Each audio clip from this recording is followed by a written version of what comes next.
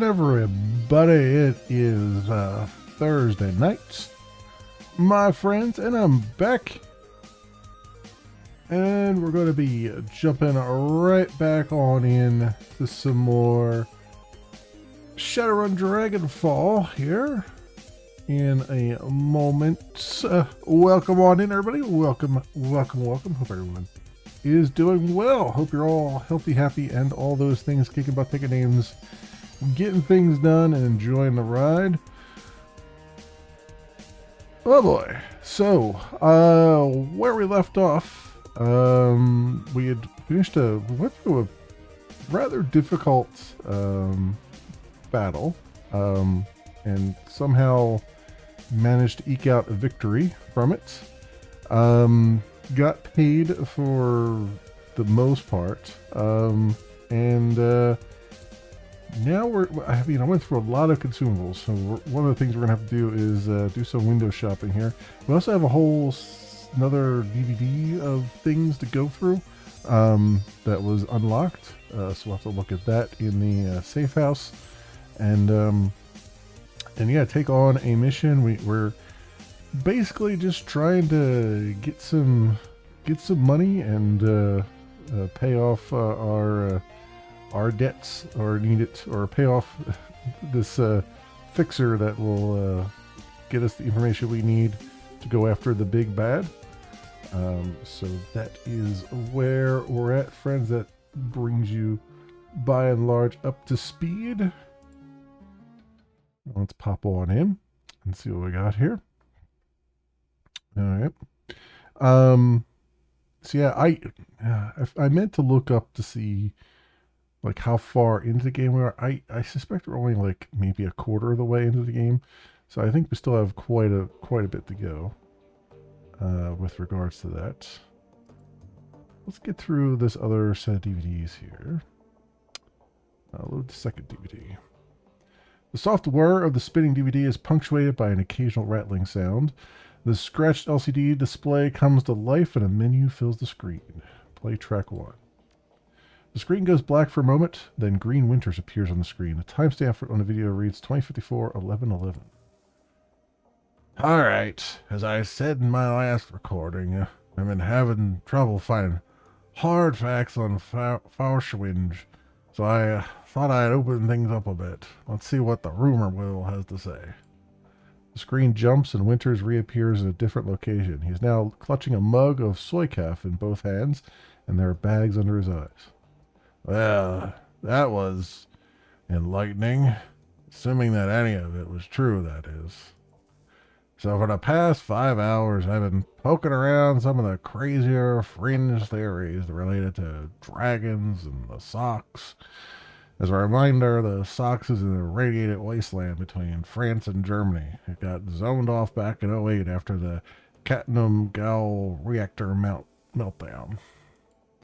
Anyway, there are all kinds of rumors floating around about the place. I've heard stories about a walled city in there that operates on a survival of the fittest, kill or be killed basis. Sort of like a nightmare inversion of Berlin. All of the anarchy, but none of the stability that the S-state provides. Radiation poisoning, cancer, and mana pollution are just the icing on the cake. So when Adrian helped the Luftwaffe shoot Fauschwinge down, she crashed into the Sox. That much is well known. What isn't as well known are all the modern-day myths that have arisen about her since. Tonight I've heard an earful. I chatted up a girl who claimed to be a ghost rat. She's a smuggler that operates in the Sox. She told me about a dragon cult called the Disciples of Cleaning Fire. Apparently, these cultists worship some sort of radioactive ghost dragon. Could be Fauschwinge, or it could be nothing. But it's worth digging into all the same. Another thing that my little ghost rat told me, the popular rumor in the Sox is that Fauschwinge's astral form was, I guess you'd say, mutated by all that background radiation. Some of the glow punks out there say she shed her body like an old goat. What? Old coat. Let's try that. Others say that she's trapped, doomed to languish as an intangible radioactive ghost. I don't know how much credence I give to any of this. After all, I don't have any proof that my ghost rat is even a ghost rat. She might be, but then she could also be a run-of-the-mill glow punk. Or maybe she's just yanking my chain and she's never been into the socks at all. Who knows?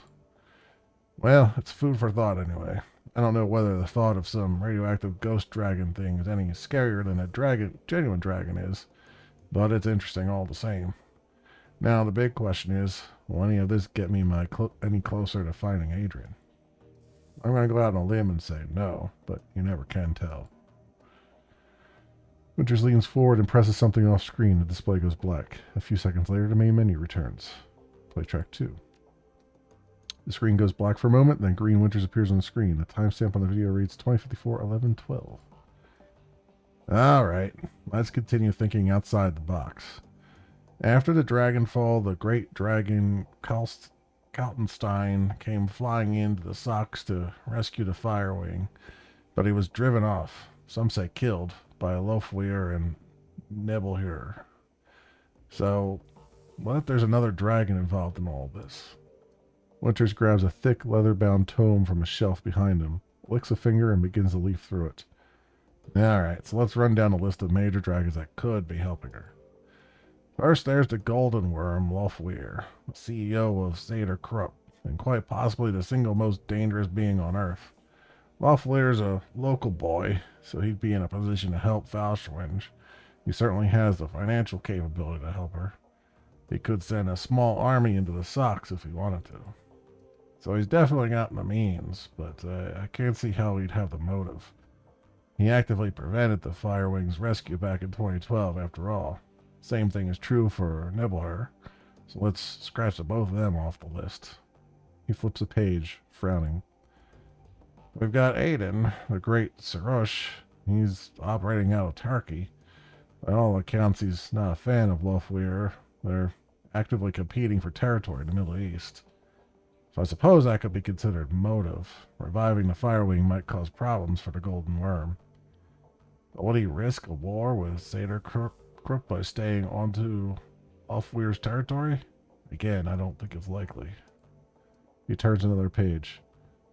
There's Seladir out in Wales. He's pretty heavily invested in Transys Neuronet, so he's got the money, but he's too busy dealing with the BTL killer scandal that Transys is going through out in London to get his claws dirty in the socks.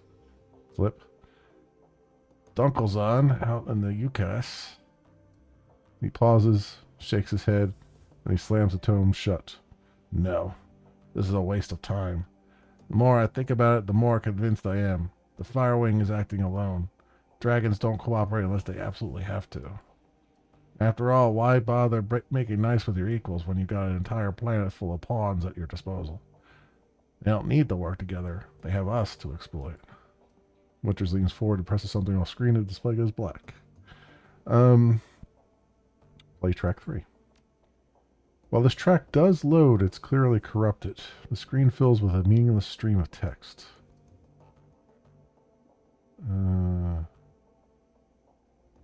Yeah, that certainly... Well, there's a .exe there. Extension, okay. Old. These look like file paths because you got star.star. Old. Okay. The text disappears and you find yourself back at the menu screen. Play track 4. This file is partially garbled. You can recognize a few words here and there, but they're interspersed amidst a solid block of corrupted text. Valclair and still my big still searching for Firewing, swear to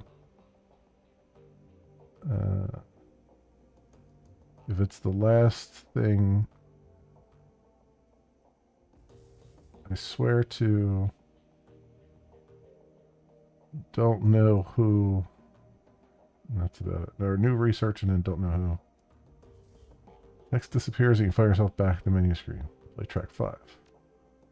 The file is corrupted. The screen fills with a meaningless assortment of ASCII characters. And it's basically the same message they put up before. Alright. Play track 6. Screen goes black, and the same digital chime that you heard on the Dragonfall DVD plays again. A crackle of static fills the air, followed by that same now familiar electronic whine. A few moments later, the display goes live. Vauclair looks haggard. His eyes are heavily bagged and bloodshot. His hair is mussed. He holds a cigarette in an unsteady hand. Hermie, it's me. I can't sleep. I don't know where you are. Out having fun, no doubt. Maybe flirting with one of those unattainable beauties that you're always chasing. He tries on a smile, but it quickly disappears. He takes a drag on his cigarette. That's good. I want you to live a pleasant, normal life. After all, one of us should. Vauclair rubs his eyes. I can still smell the smoke, Hermie. It's almost a year later, and I can still taste the stench of burning corpses. When I sleep, I can hear the sirens and the screams. There is no sound in this world as horrible as a burn victim's screams. The doctors would call this PTSD, I'm sure. They'd have me in therapy, maybe dose me up on some SSRIs like they do to our veteran soldiers. He chuckles, then takes another drag. Quite a story for the tabloids. The great dragon slayer, Adrian Vauclair, mentally incapable of wrestling with his own demons. He shakes his head. No. No therapy for me. And certainly no medication. I have a reputation to live up to, however poorly deserved it is, and however little I want it. He pauses, stubs out a cigarette. The dragon is still alive, Hermie. Of that I am certain. One day I will find her, and then, perhaps, I'll be able to sleep through the night. The display goes black, and the background whine fades away. A moment later, you find yourself deposited back at the main menu. Alright. Well, that's the second DVD. Let's see if we got a job here to pick up. The cool blue tones of the workstation's main menu fill the screen. A blinking message upper right corner notifies you have one unread message. Alright, check your inbox. Regarding job hijack shipments from Metbach Gunari. If you value new hardware coming into the Krez Bazaar, we need to talk. One of my weapons shipments was hijacked by a local gang. I can promise 500 nuyen. And if you can recover the shipment, I'll have some new gear on the shelf. Come see me for the details. Alright.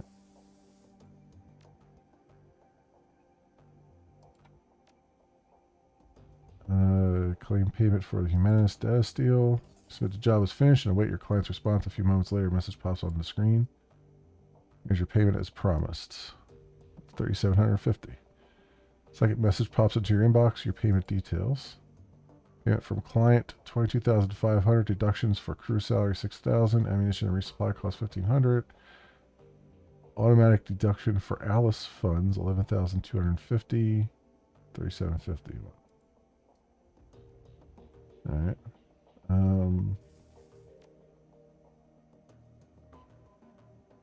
So we have pending jobs here.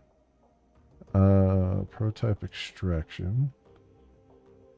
Here you find the complete transcript of my conversation with Herr Schmidt, potential clients. I think we've read this one. Cause a little black box. Compromise the power and security systems on the run site. Herr Schmidt. Simple matter. Well suited. AG Chemi Europa, company-wide projects and very secret. It's prototype for them. Doing for. I can tell you the prototype has been labeled Mark 6. Also tell your team will be on the 25th floor.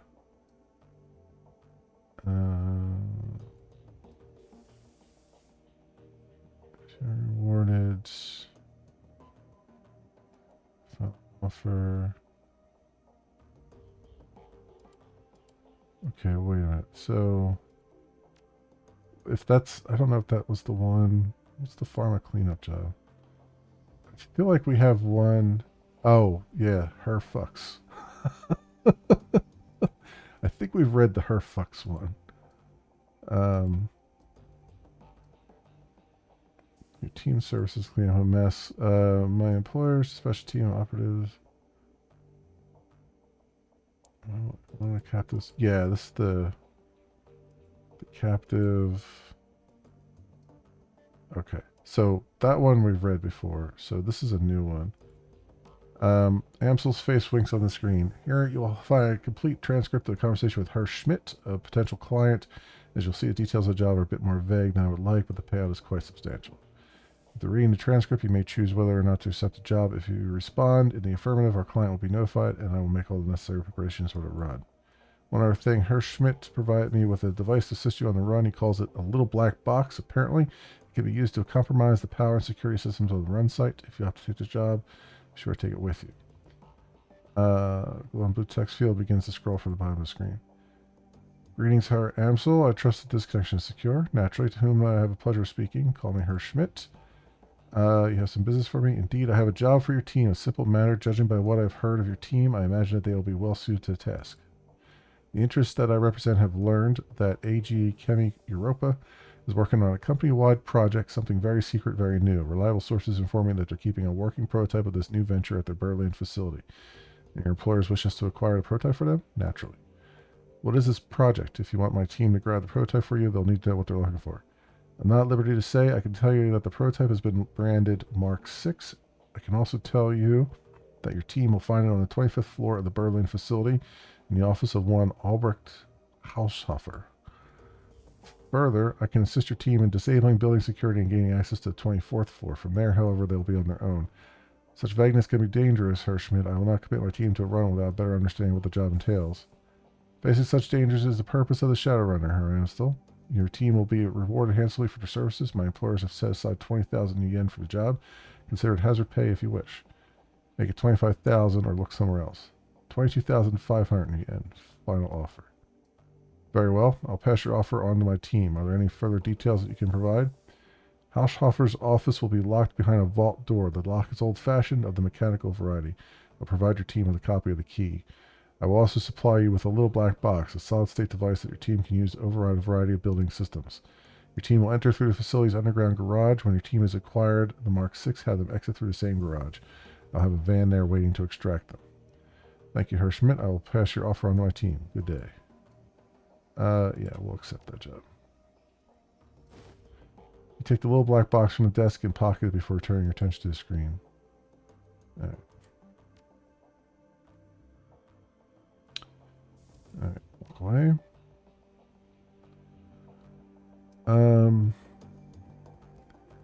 And let's meet with Gunari about the missing shipment as well. While we're here.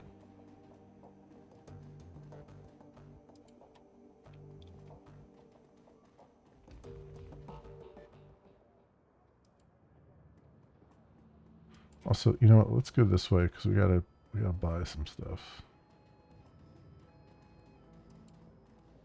Particularly for Shadowrun, for hacking. Got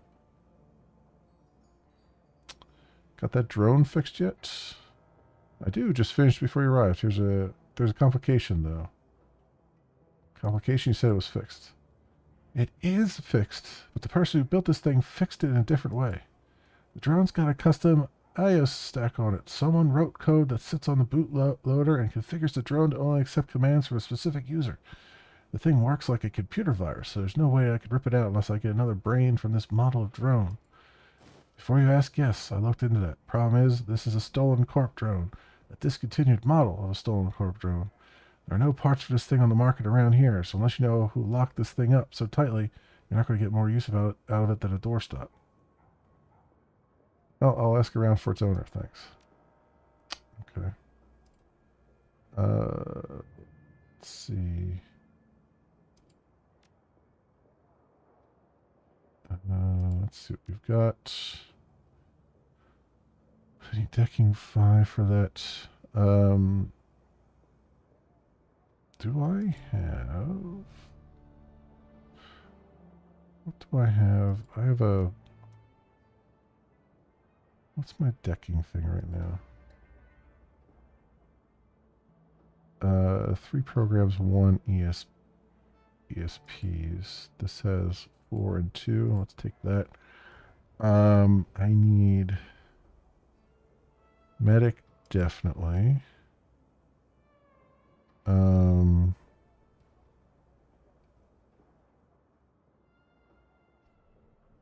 take killer.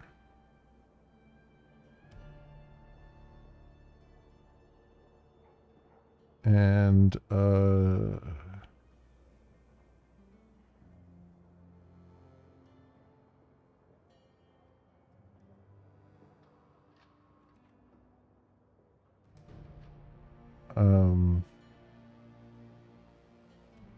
suppressor.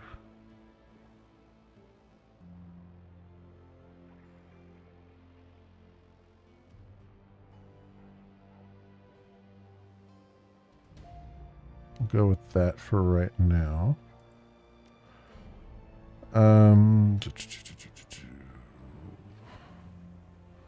Let's get rid of that.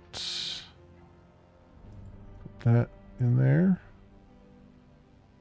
What? Okay, good. And then let's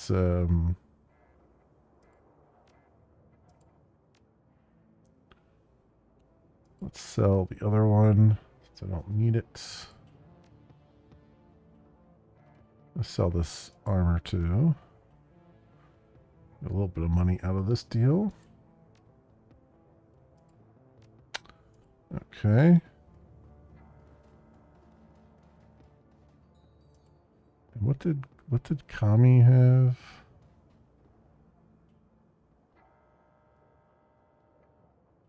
Oh, that's right. I know this chick. She looks up from her comm, idly blowing a gum bubble and quickly popping it. Hello again. I hear you've been busy. Gossip travels fast, doesn't it? It's not gossip, it's work. Survival, really. What makes it that you need to survive working like this? Well, you know, Alto always says, if you do not spy, how will you know who's boss? She waves her hand as though to excuse her poor memory. Or something like that. I'm just a kid. What do I know? Intel is important, but that should be a lesson for when you're older, don't you think? Kami puffs up indignantly, and you realize how young she must really be. She couldn't be out of her teens yet. What does that mean? Chill, I only meant it could be a hard life for a kid. She grows quiet for a moment, briefly looking down at her shoes before looking you straight in the eye. Yeah, it can be, but it's better than some other lives. Alto gave me a good job, and I'm super grateful for it. Which reminds me, I should get back to it. See you later? She lazily tips an invisible hat at you before returning to the comm at her wrists.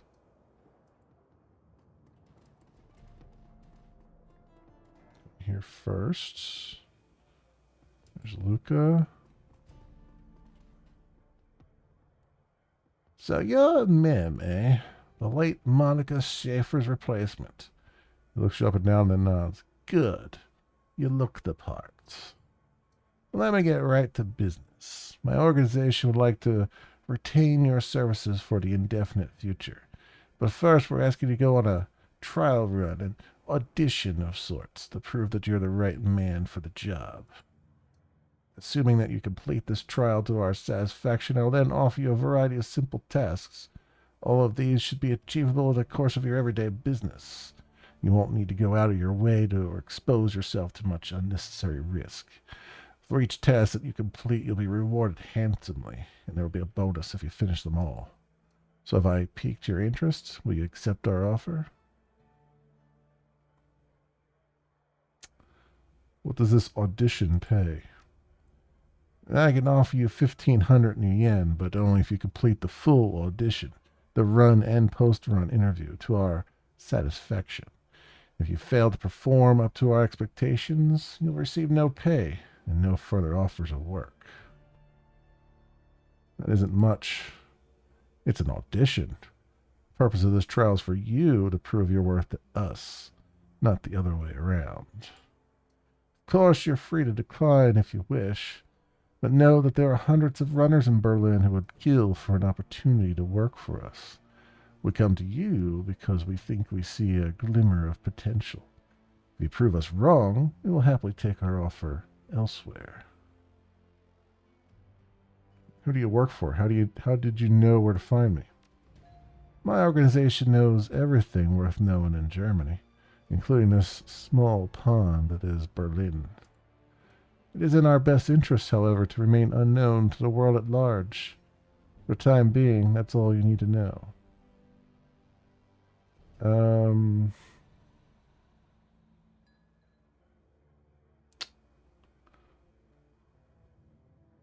hmm.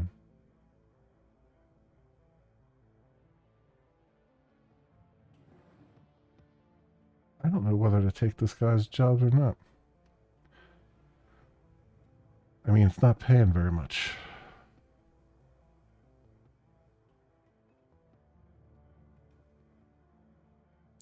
Um, hmm.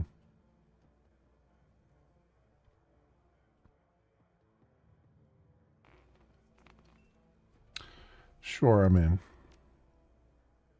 Good, he smiles. Very good. Now on to the task at hand. There's a man named Shire. He's a senior manager at Hermes Eurocom and a respected figure in his community. My organization also suspects him of working with pro-corporate extremists.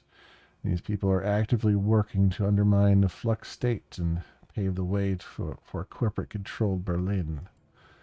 My organization has no more desire to see Berlin fall to the corporation than you do. However, we are hesitant to act on our suspicions without proof. This is where you come in. Hey, outlaw, welcome on in. How you doing? Keep talking. You will meet with a team that I've arranged for you, and with their assistance, you will plant surveillance devices in his apartment. Take the U-Bahn to Frankfurter Tor and go alone. The rest of your team will meet you there. Hang on a second, I already have a team.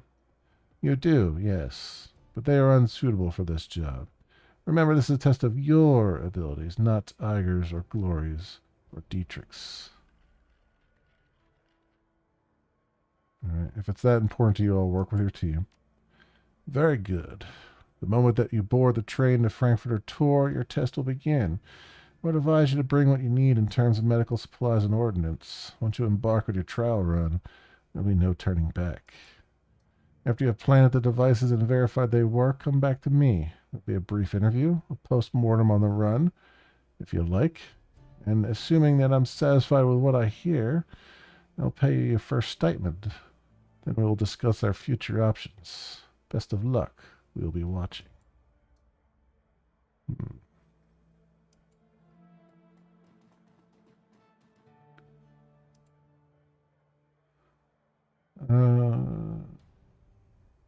The Turk flashes his wry smile and winks at you knowingly. So I walk down the hall. Anvil. Let's see if it works better. Oof. Jeez Louise, dude. Well, hopefully that stuff starts kicking in sooner rather than later. That was, but I mean, you know, sometimes you gotta test things, right? See how you're doing. So, yeah, man, that sucks. I hope everything can work out faster. Get you back to a spot where you're not, you know, getting pain every just from simple things, you know. The Turk flashes his wry smile and winks at you knowingly. I am told you've been quite busy of late, O wanderer of the shadows. My street rats tell me that business is picking up. Is that the man who's taken over from Monica, Berkazzi? What does that look like, your rotundity? The Pope from the Vatican? Give him a soy calf, a big one. Put it on my account. I like the cut of his jib. A large soy calf? My, you are the generous one, Goldschmidt.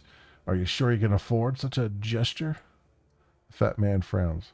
And a scone, I was going to say, and a scone as well. Nothing is too good for him. As you desire, O ample one, the Turk whispers. This man is a moron, but he eats his weight in baklava and pastry, so who am I to care? Now, what is it you would like?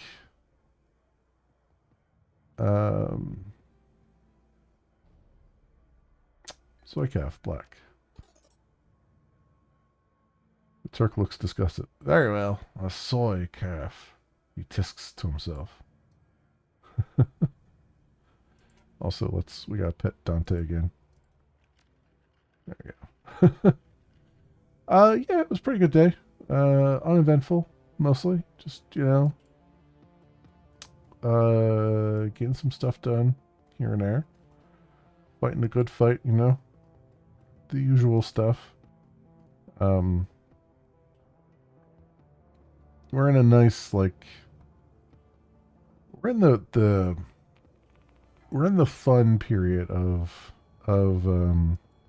software development right now, where there are tasks for us to, they're in the process of coming up with what they want, what features and stuff they want to push for the next release next year, the first release next year. But in the meantime, we're allowed to kind of just sort of circle wagons, gather up our forces, and just kind of like knock out some technical debt and other things that just kind of, maintenance and other things that just kind of like build up over time as you're building stuff out.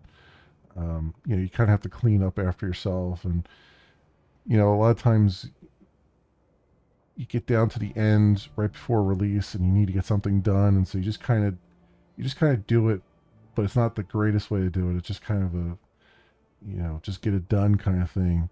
And it's nice to come back to it later and just be like, all right, this is working, but let's see if we can do this better kind of thing.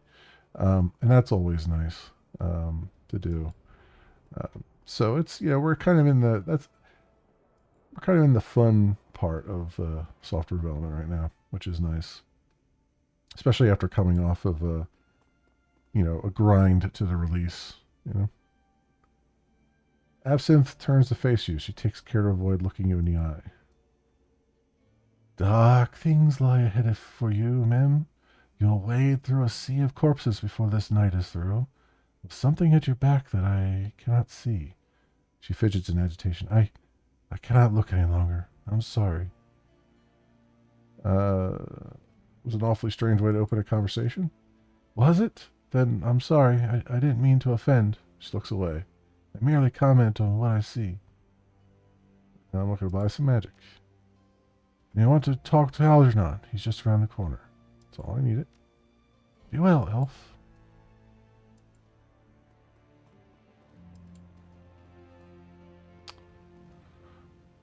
Hello again. May I help you?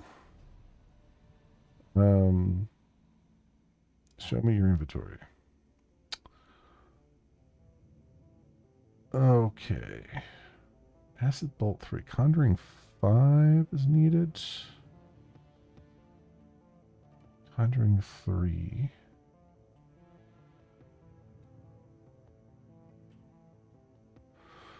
Occult robes. Summoner's Guard armor. Ball lightning.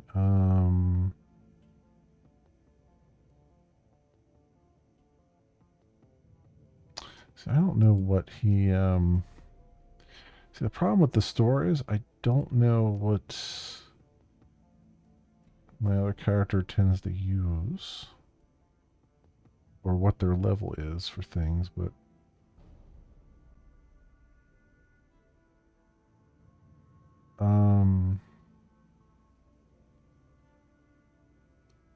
lightning barriers, fire barrier.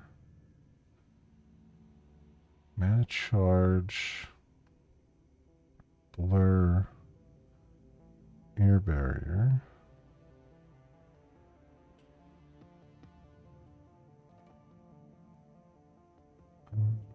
Mystic armor.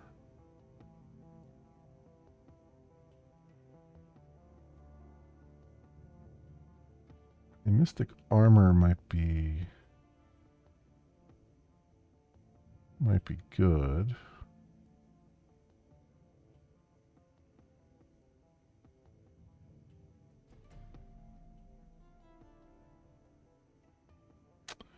We did use an air elemental on the last one, so I should probably replenish that.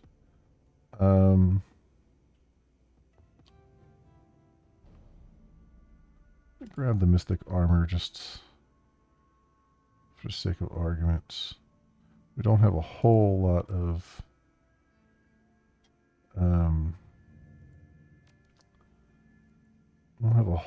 money, so kind of have to make do a little bit here. I need some weapons and stuff too.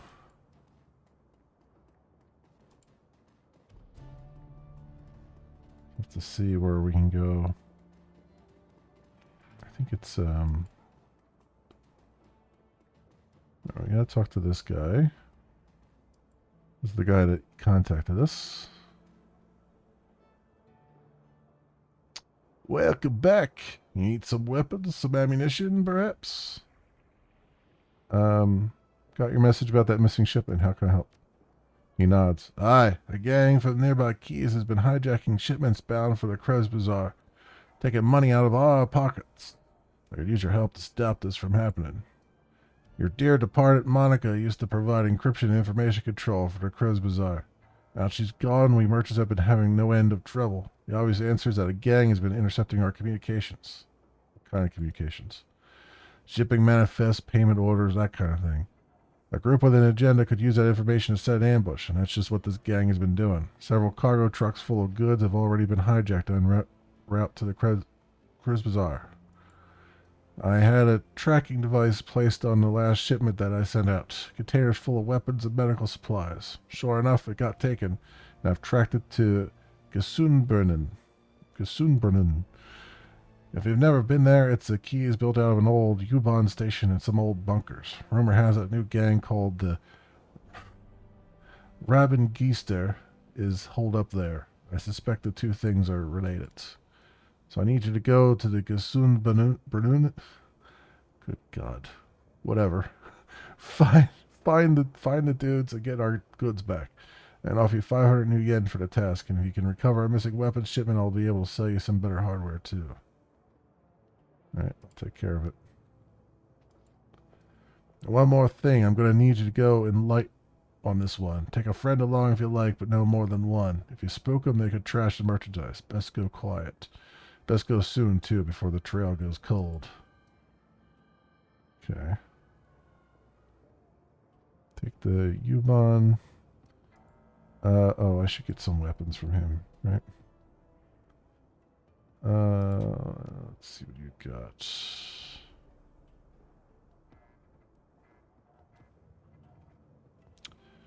Oh, you know what? No. I need medical supplies. More than I need weapons right now. Especially if we're taking on things on our own here.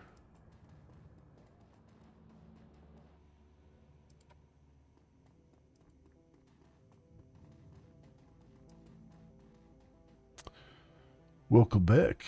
What can I do for you, my friend? I need medical supplies. Advanced med kits. And let's get all three of those. And get a trauma kit. There we go. Alright. So I have 2 medical kits now. That's good for... Actually, you know what? Let's take...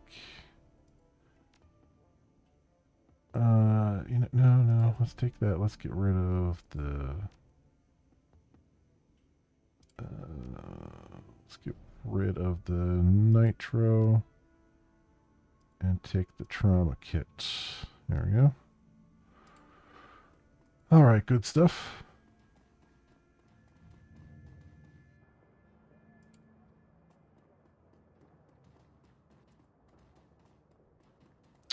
All right, so where do I have to go for... I think I should do the weapons shipment thing first.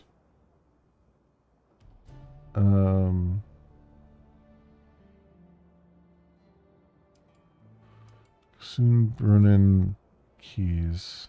Okay.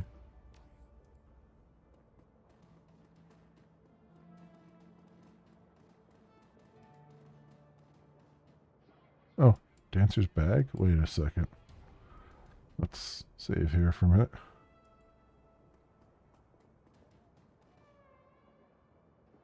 Here you go. So I'll set into the bag. Alright, 5 nuyen.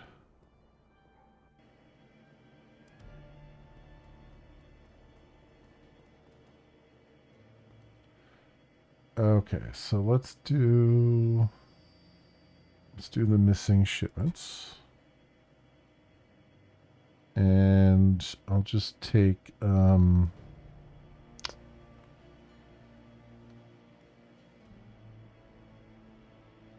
I'll take Iger with me because she's got the shoddy, right? Yeah. I'll take Iger with me. Alright. And confirm. Confirm. There we go. Hard times. It's a short train ride to the Gosunbrunnen. You exit the subway car, stepping onto the old, grungy platform. The place is deserted, though signs of life are everywhere. A gaping hole in the ceiling filters cool, hazy light in from above. To your right, a small plot of crops struggles to endure in the cold and the limited light of the station. Trash and junk litters the platform. It's clear this place hasn't had anything resembling a janitorial staff in quite some time. Somewhere in this old, run-down U-Bahn station lies the entrance to Gosunbrunnen Keys, and hopefully some leads on the whereabouts of the Rabengister and Gunnari's missing shipment. Okay, so this is all correct for me, and then Iger. See, she's got another weapon slot, so let's give her the oh, that's a better. Is that a better? That's a better shotgun. So can I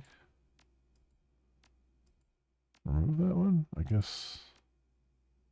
I guess not. Okay, so these are her weapons. I can't remove them, but I can give her a different one.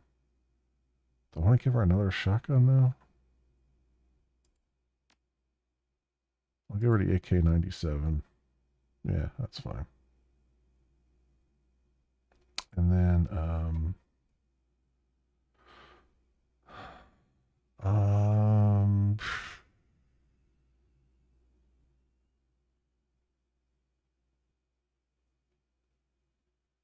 I guess I'll give her another advanced med kit. There we go.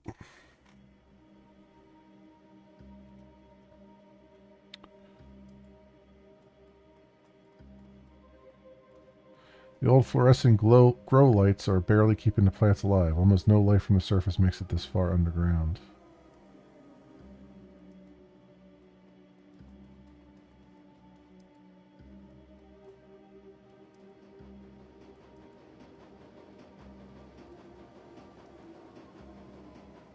The stairwell down looks to have completely collapsed.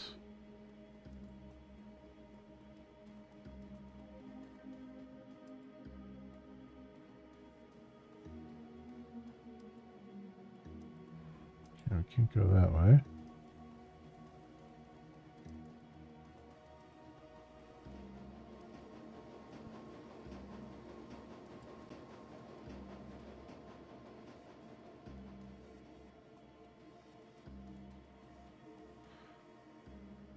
That's far enough, friend.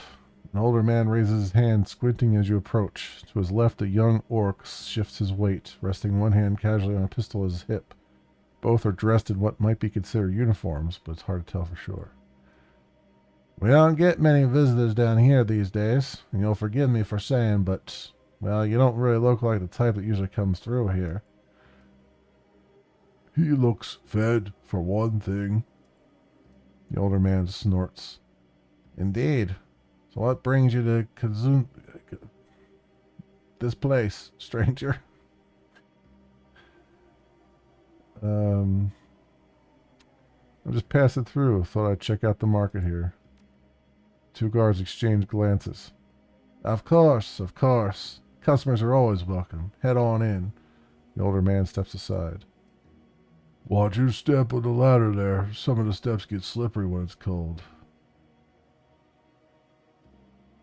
Heard anything about a gang hanging out around here?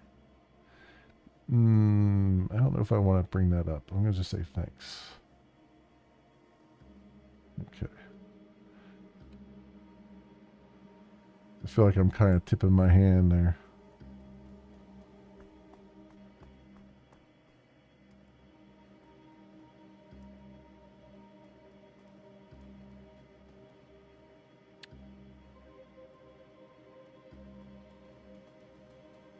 Oh, this is a place. The drawers look to be handmade out of a rusty sheet metal. Nothing of value catches your eye within.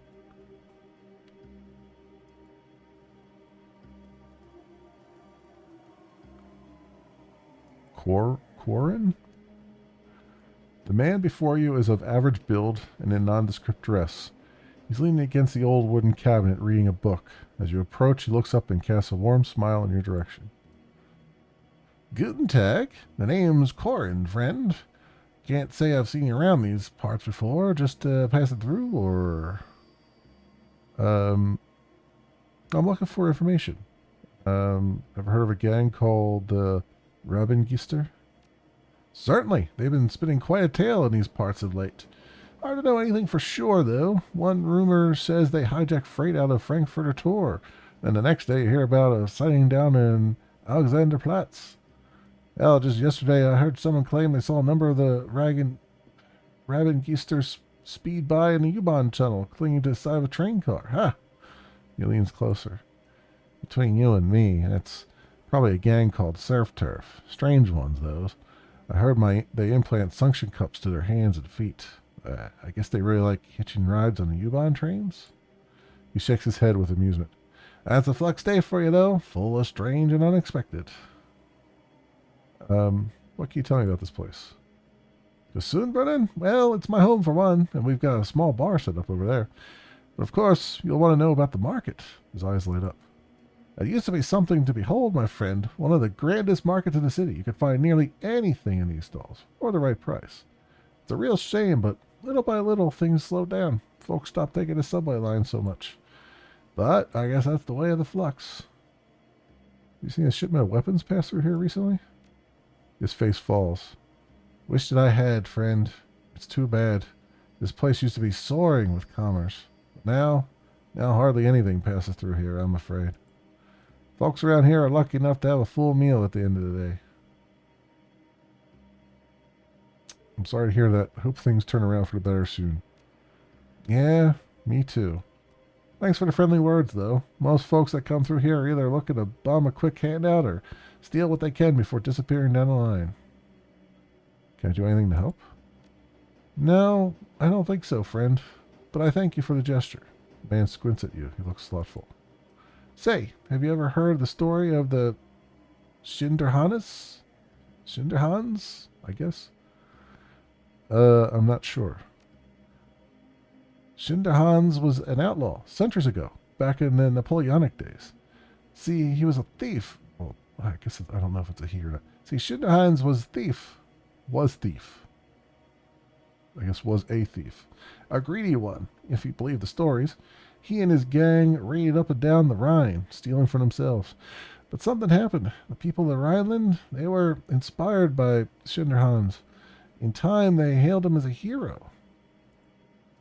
He was stealing from the French, you see. He chuckles, then continues. I think something happened then, something surprising even to him. I think because of this, perhaps he became the hero the people wanted him to be. Maybe he did start stealing from the rich and giving to the poor. I don't know. The history books are confusing, to say the least. At any rate, the point is this, friend.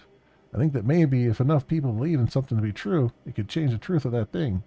Perhaps if enough people here in Gesundbergen have a hope to believe in, then our fate will change as well. Until then, well, we continue on. He tells you, sorry, don't you mean Robin Hood? Ha! No, you would think. But that is an altogether different tale, I assure you. Much more romanticized. Now, is there anything else I can help you with? I'll be going now.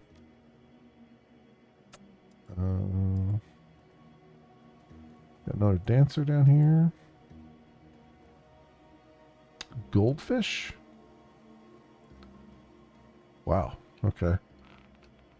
The woman starts a little at your approach. The woman stares a little? Starts a little? I don't... the woman starts a little at your approach. I don't think I've ever seen the word starts used in this context before, but okay. The woman starts a little at your approach, but she recovers quickly and beams brightly at you. The fox face on her headdress seems to grin as well. Her classically nasal American accent is obvious. Wow. A nasal American accent. I don't know anything about that. Jeez. Hey, kiddo. You know what? I'm just going to speak in my normal voice. Hey, kiddo, share a drink with me?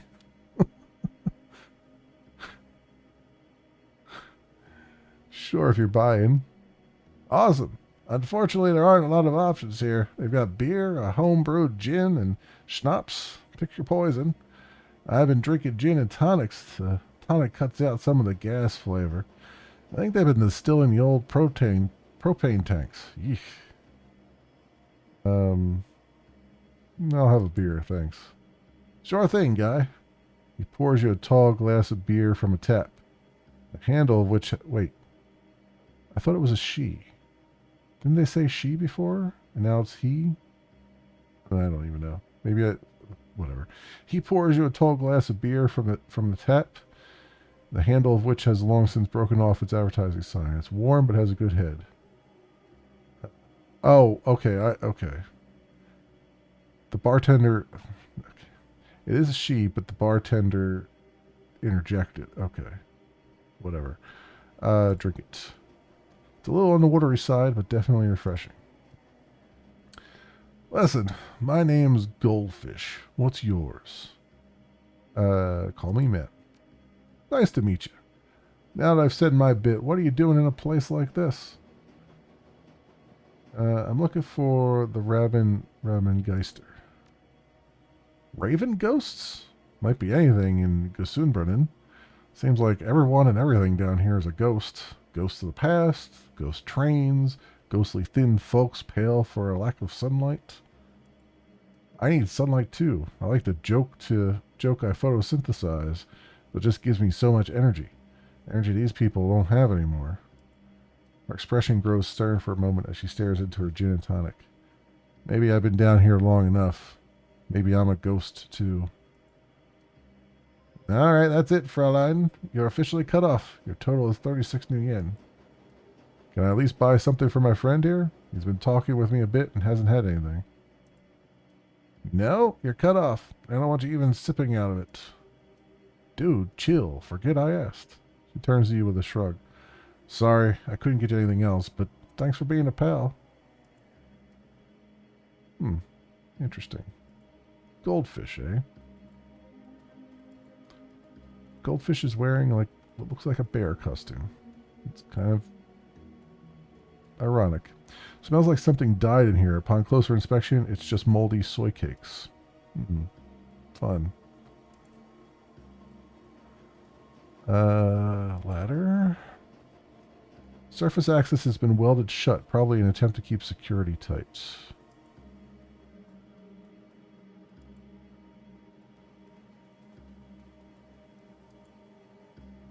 do another quick save just in case here. Odd Merchant. Hello there, newcomer. I have many exciting and rare weapons for you to pursue. Instruments of death, of the sort you'll not find anywhere else in Berlin. Care to take a look around? Despite the shopkeeper's claims, her inventory looks decidedly poor. Most of these weapons appear rusty and in ill repair. A particularly cobbled-together pistol stands out from the bunch. Sure, let's see what you have.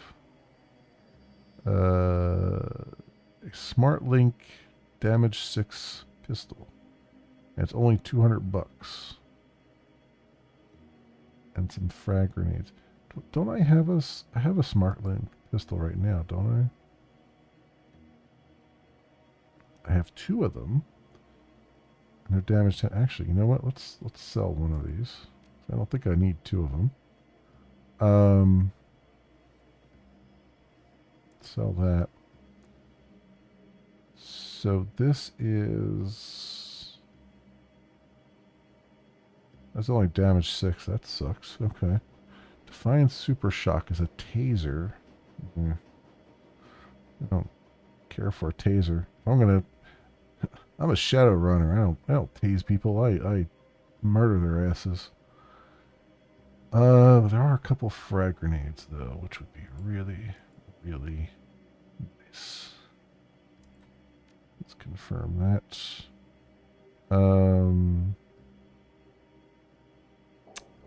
And take one of these off of here, and let's get a grenade. I thought I got rid of this. No, I kept the jazz. I got rid of something else. Okay, that's fine. Confirm that. See anything you like? What's up with the shy-looking pistol? Exquisite, is it not? The work of a master craftsman who used to live here. Forged some of the finest slug throwers you'll find this side of the Atlantic. And that price? A steal.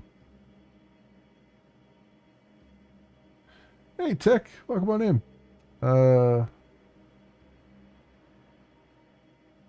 I've been on Twitch in 3 or 4 weeks. Yeah, no, it's going good. It's going pretty good. Just having some fun trying to make voices here in Shadowrun. But yeah, everything's going well. Honestly, I tweeted out. Well, I blue skied out, whatever they're calling it. The other day that YouTube is really popping off now. Like, I'm seeing a lot more traffic and stuff on the YouTube side of things. Even though the chat isn't necessarily any different than it was, I'm seeing a lot more there. And I think my theory is that enough of the big Twitch streamers are multi-streaming to YouTube now that the algorithm has slightly shifted to where it's offering up more gaming and it's offering up more live streams, number one, and number two, even more like gaming and content and stuff like that. Because even my recommendations feed is getting a lot more like let's play recommendations, for games from like people who, small channels that have been around for a while, but new content from them. And it's just really interesting to see what's happening there. Like I tweeted out that I think it might even be more viable for like small streamers to just skip Twitch altogether and just do YouTube, because it's really it really seems to be getting traction there.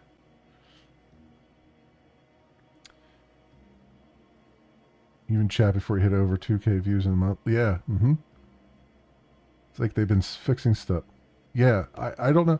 I don't know if, see, they said that they didn't touch the algorithm, and I kind of have to,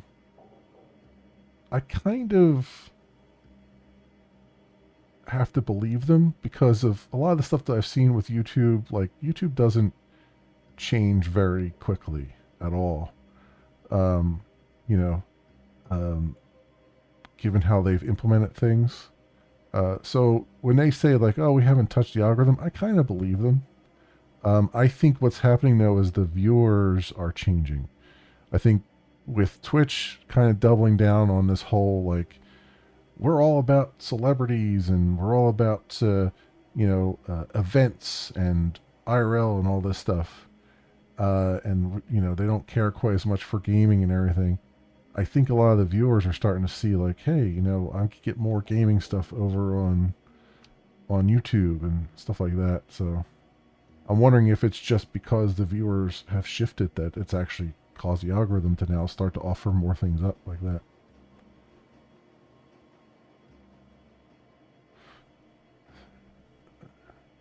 Sort itself out too. Yeah, exactly.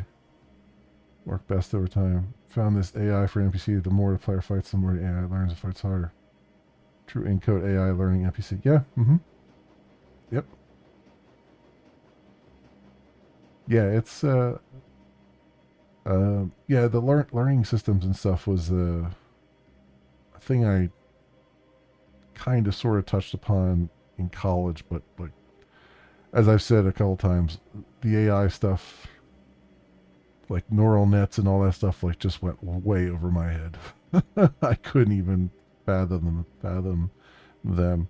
But then again, in college, you're doing a lot of theory, um, and theory tends to involve a lot of just crazy math, and math has never been my strong suit. So what I needed was a more practical application of it to say like, here's step by step, here's how this works in the real world. Let's translate this down to something that makes more sense. It's kind of like what I was required to take physics, physics 1 and physics 2, and my physics 1 teacher insisted that we had to use calculus for all the physics stuff. Like we had to rederive all of the algebra from the calculus. And my physics 2 teacher was like, that's stupid. Someone has already derived all the algebra. Just use your damn textbook, look up the algebra for it and use it. I care more that you know how to apply stuff than that you know how to derive something that has already been deriven, 50,000 times at this point. And I laughed when he said that. I was like, yeah, I mean, that makes sense. And he was the one that, like, every one of our physics 2, like, exams and tests and everything were all open book. He's like, look, if you're doing this in the real world, you're not going to have to remember things off the top of your head. You're going to go look up what you need. He's like, you still have to answer the question. You still have to find the right information. You still have to select the correct formula.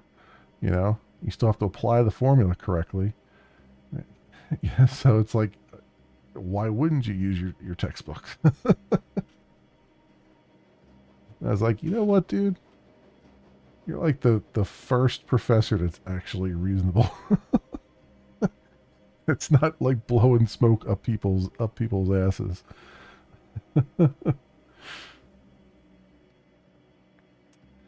um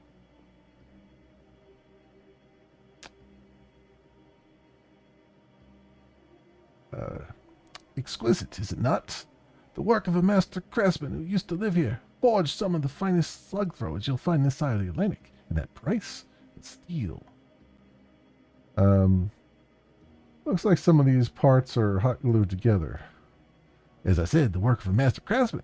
A weapon made by any other would simply break after being fired. I'll be going now. Thanks. Okay. Well, hopefully those grenades that I bought from them actually work. Shopkeeper. Hi there, stranger. I got a sale on today. You interested in some rations, salvage, some home remedies? Um, have you seen a shipment of weapons pass through here recently? The troll's eyes flicker back and forth. I don't know anything about weapons. I just sell scraps of salvage and home remedies. Uh-huh. Well, thanks for your time. See if I can... just looking for information. Ever heard of a gang called the Rabengister? The troll's eyes flicker back and forth. No, I can't say that I have. Let me see what you got for sale. Okay.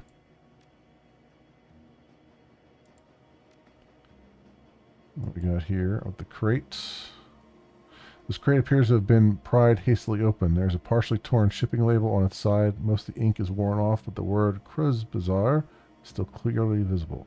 What we found? We found the goods.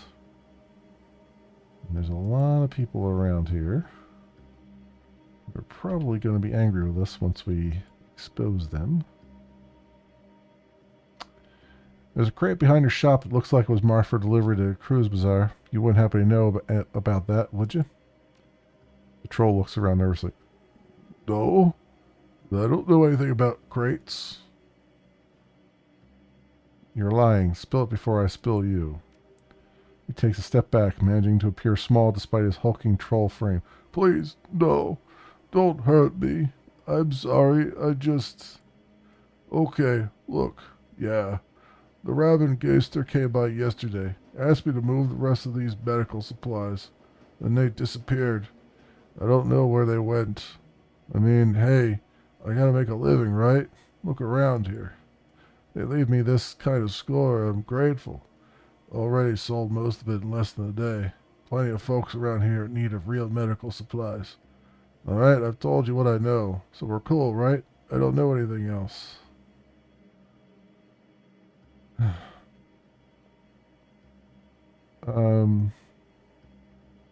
Relax, I believe you. Times are tough. I'm sure these people needed that stuff. You're not going to hurt me? Thank you, stranger. Not everyone's so understanding around here. Look, if you're looking for the rabbit geister, try the old information kiosk on the other side of the market. I've seen some people coming and going through there.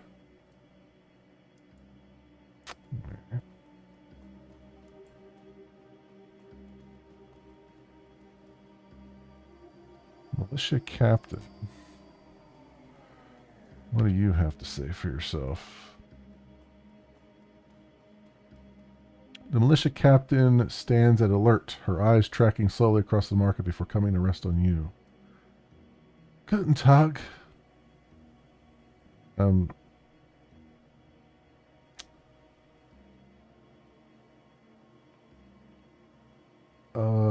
You look like you keep a close eye on his keys. Have you seen a shipment of weapons pass through here recently? No, I would have noticed that.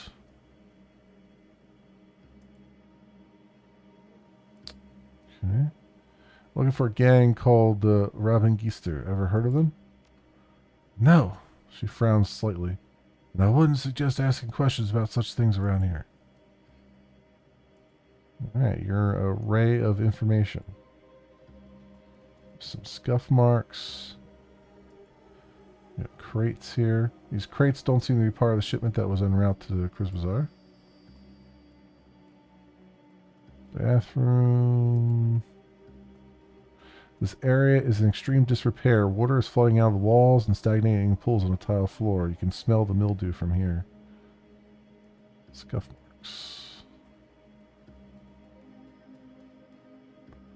You notice a set of scuff marks on the ground as if something heavy was dragged across here. The marks vanish into the wall. Inspect the nearby wall more closely. You find a small seam in the wall that suggests there might be a passageway hidden in the wall here, but you can spot no clear mechanism for opening it. Maybe we should ask around. This looks like the place. I'm sure someone might spill the beans. Okay. Use info terminal. This appears to be an old U-Bahn information terminal. Judging by the system's design and current condition, it is quite old. As you approach, the machine makes a series of sputtering sounds as the dust-covered screen flickers dimly to light. Time since last update, 5207-11-05-22. Error, primary database not found, restarting in offline mode. Restarting. The screen goes dark as the machine begins to emit a bizarre variety of clicking and chirping sounds. After an interminable amount of time, the screen finally shudders back to life. Welcome to Gesundbrunnen Station. Please select an option from the menu below. Data corrupted, station history, route information, data corrupted, enter custom query.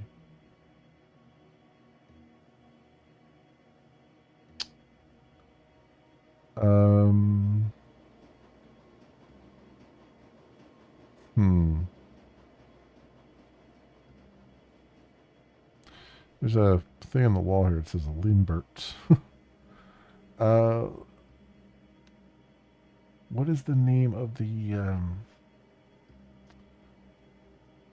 what's the name of this?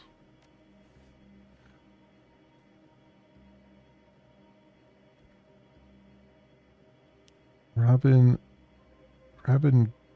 Geister. Robin Geister.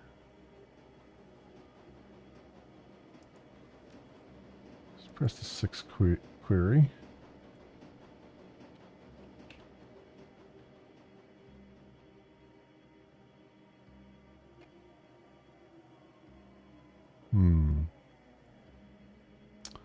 It's not that.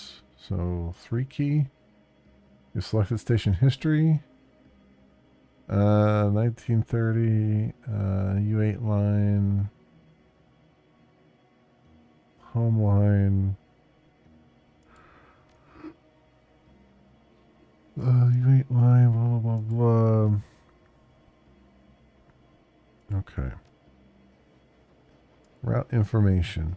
You start to press the 4 key only to realize the key is missing from the keyboard. A thick layer of grime and dust rests in its place.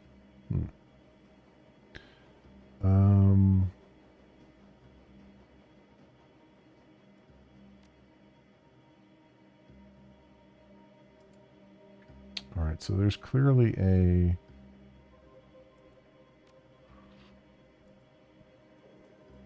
some kind of query we got to put in there.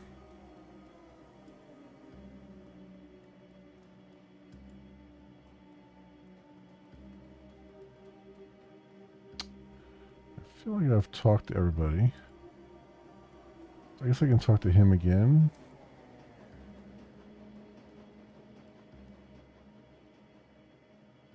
See what you got for sale. No.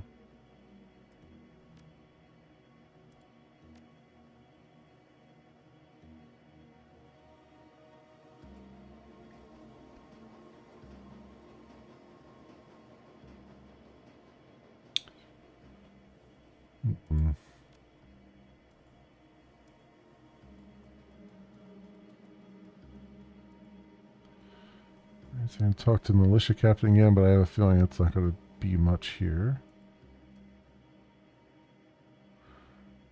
Oh, okay.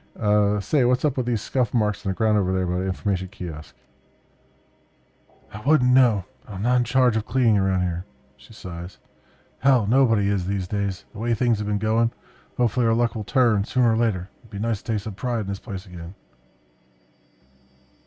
Change the subject, are we? I know you're hiding something back there. She stiffens, then suddenly her rifle is leveled at your chest.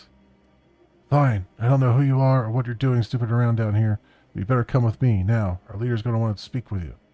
Her free hand reaches down to produce a thick leather blindfold.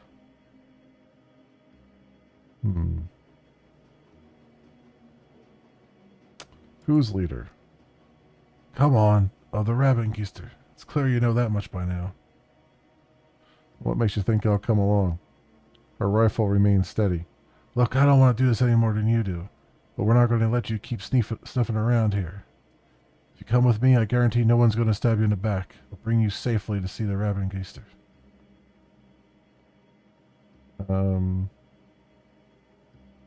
Hmm. No, I'm not going anywhere with you.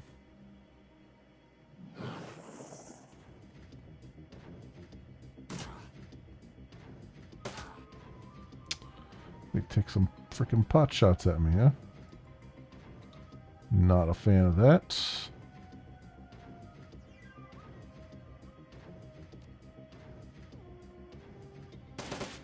Come on, it was like 80 freaking percent there, and I missed all three.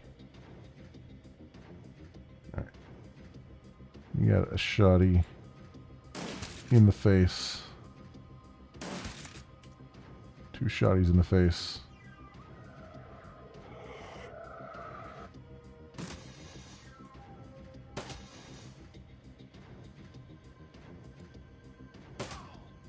Alright, he's dead. And...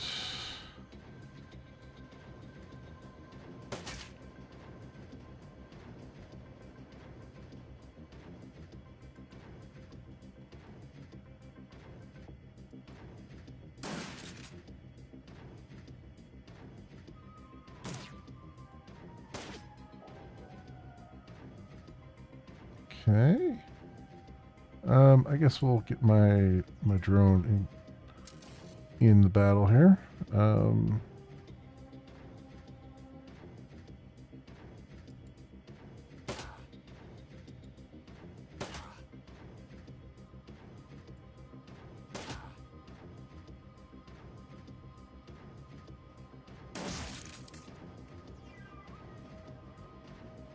god, I have to reload. Damn.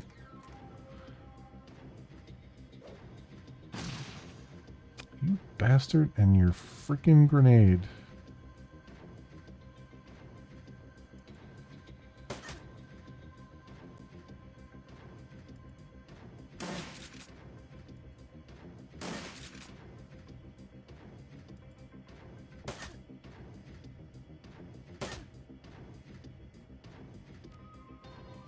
Oh, now you're going to heal up? Even more of a bastard.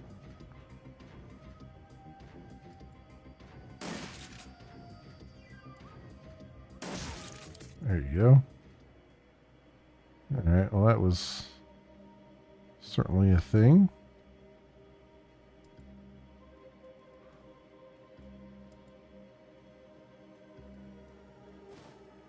Scrap of paper. Let me guess, it has a password on it. A torn piece of paper with the name Schinderhans written on it. Wow, okay.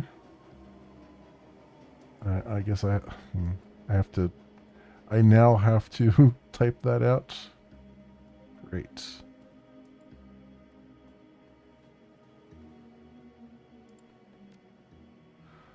Schinderhines. Schinderhannes.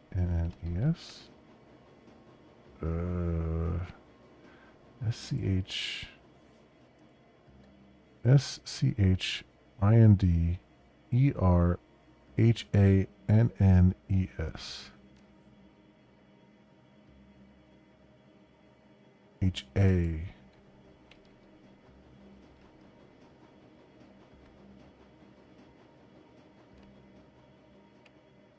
There you go. I was one letter off. You hear a loud click and a section of wall nearby slides away, revealing a narrow passage into darkness.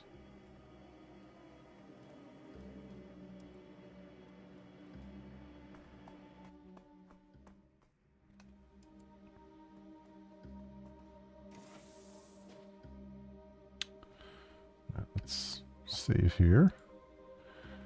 And you, the man before you is of average build and nondescript dress. Nonetheless, he carries himself with calm authority. Yeah, this guy, yeah. I do not care who you are or why you're here. You've killed one of our own, and that is enough. You must pay. Hey, you started this when you stole our property. Can't we talk about this? No, I'm afraid you cannot. He lets out a sigh. That option closed when you spilled blood on his keys.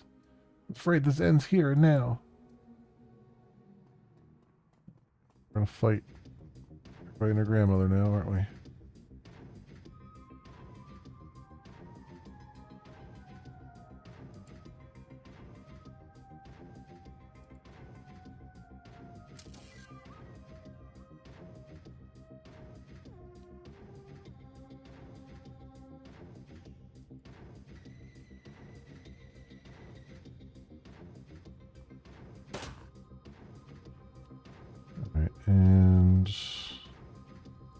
get your sniper thing on here a little bit.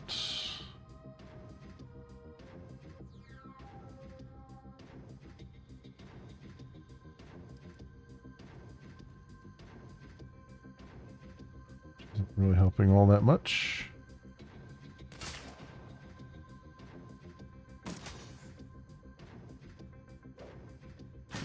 And of course, these freaking grenades constantly.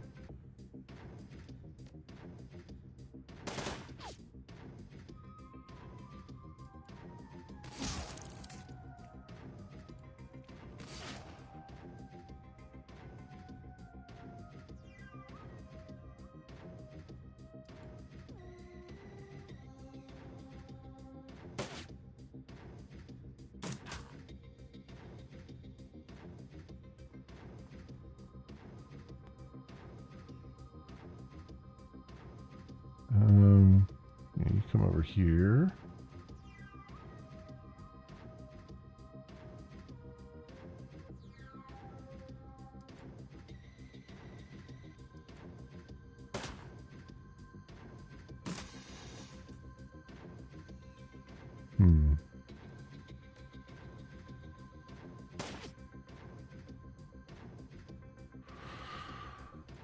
Let's see what we got here.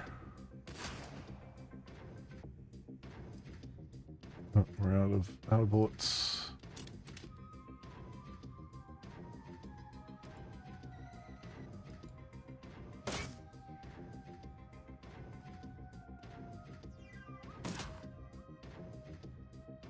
Okay.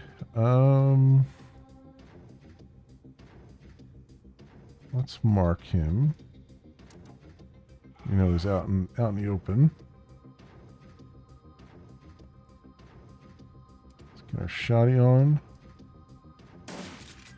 Come on, it's 72%. Oh, come on. He's out in the open and he's 72%.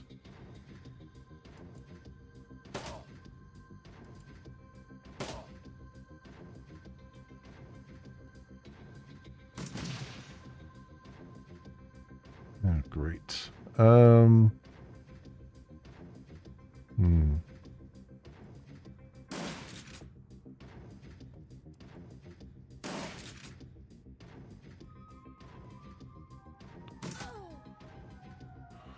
Damn, 16 damage.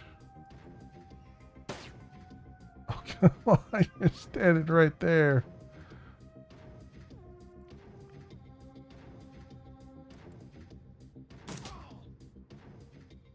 There we go.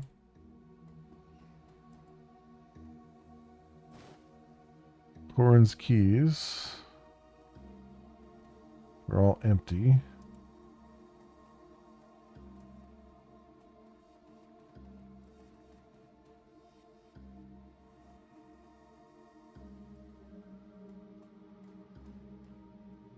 Inspect that. Just full of old SimSense recordings.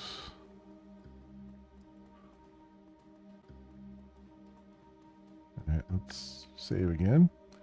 How are we doing health-wise? Probably not great. 13 out of 45. I can't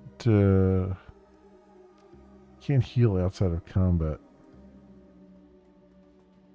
As far as I know, which is kind of a problem.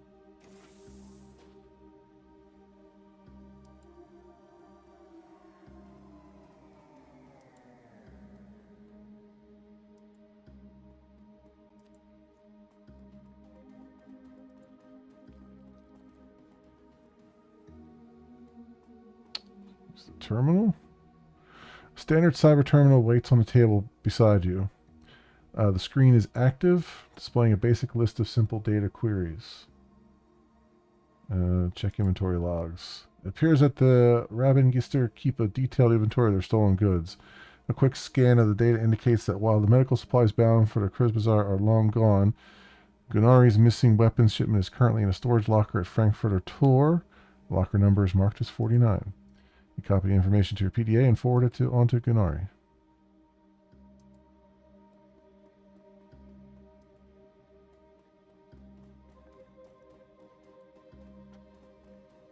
Okay.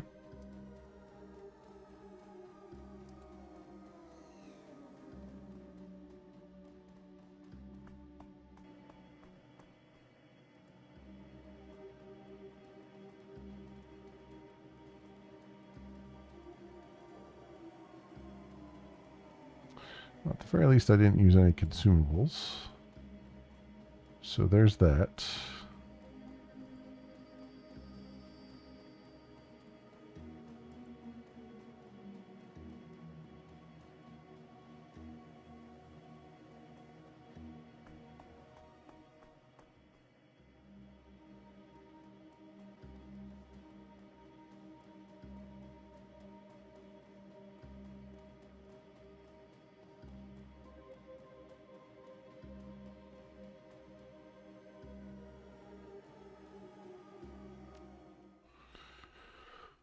Okay, that's done. You emerge from the U-Bahn station and out into familiar streets. As you hear stark contrasts to the weary, slowly drowning mood of Gesundbrunnen. It's an island of hope afloat still amidst the dangerous currents of a flux state, but it wouldn't take much for it to capsize. It's time for Gunari to find Gunari and tell him the news. Okay.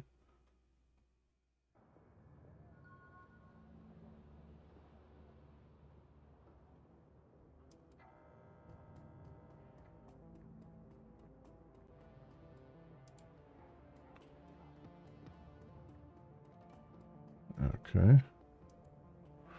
So you let him know.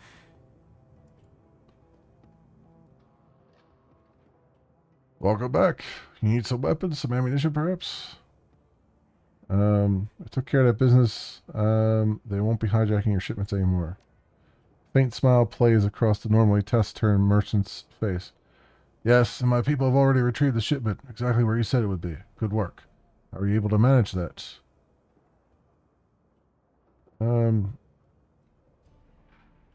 It's done. That's all that matters. This is true. Good, good. Here's your payment as promised. And should you need any new weapons, thanks to you, I have some new merchandise available. Would you like to take a look? Yeah, sure. A 12 damage smart link. Yeah, I'll take that. Let me go and get rid of this one. And oh, I never even equipped the damage 10 one I had. Huh. Well, sell those. I'll take that, and I think that's all. Take right now. I could grab some more grenades, I guess. Confirm. And then this one. Okay, it automatically equipped it. Good. Good, good, good. Maintenance worker. Did I talk to this guy already?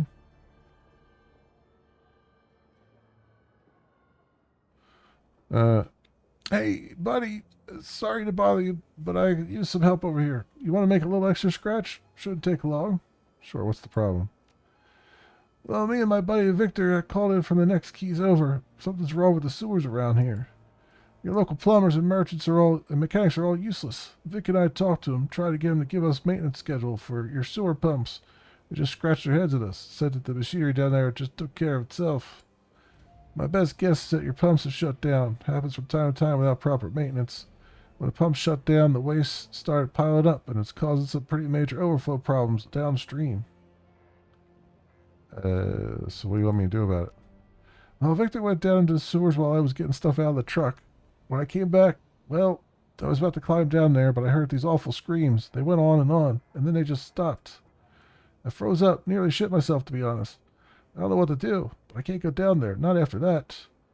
Problem is probably something basic, a clog that needs to be cleared, something like that. Restarting the pump should take care of it, but no goddamn way am I going in there.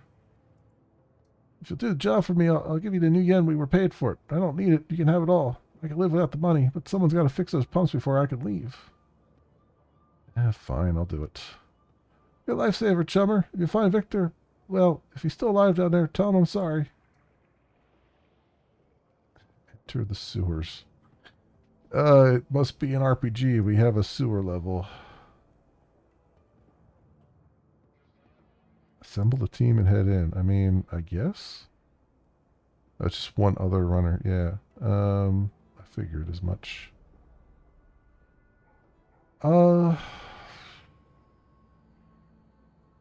Let's take Dietrich with us. Oh no, I can do more than that. Okay. Dietrich, Glory, and Iger. Just confirm that.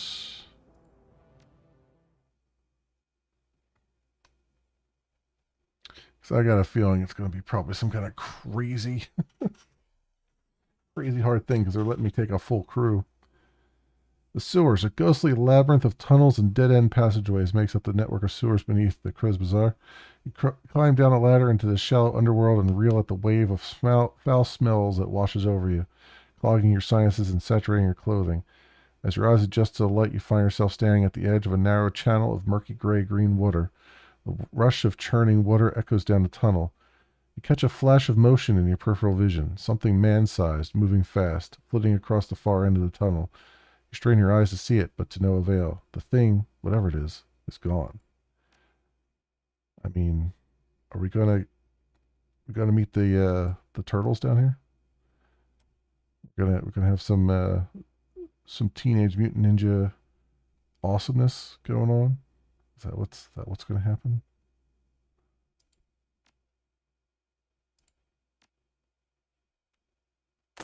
I'll give you that. I'll give you this. All right, let's go for it. You have karma available. Okay.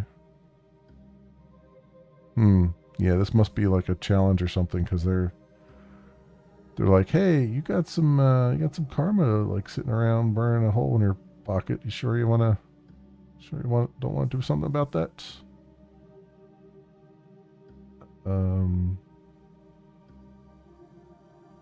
Biotech.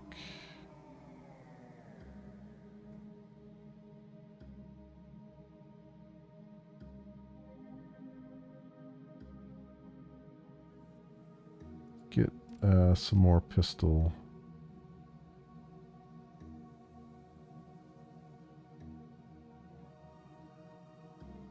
Do that. Fix the water pumps. 0 of 2.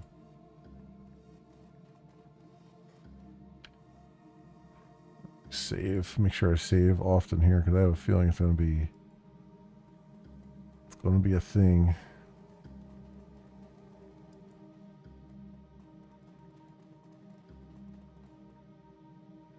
Pump 1 status console. Access pump status. Pump 1 has stopped. Analysis south turbine water flow failed. The south turbine has been deactivated. Steady water flow has stopped.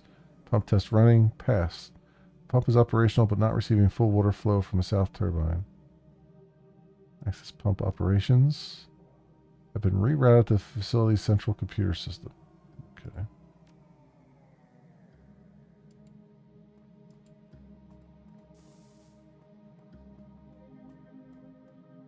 Pump 2 operations control status. Pump 2 has stopped. Analysis south turbine water flow failed. Pump test running failed. The pump has been clogged. The clog cannot be resolved until water flow has been restored and the pump is shut down completely, then restart it. Okay.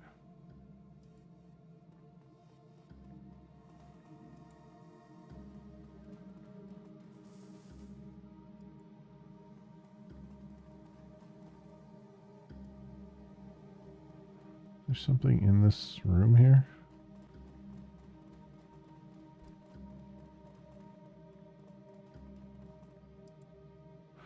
These metahuman bones have been picked clean. Oh boy. Oh boy. This is definitely not good.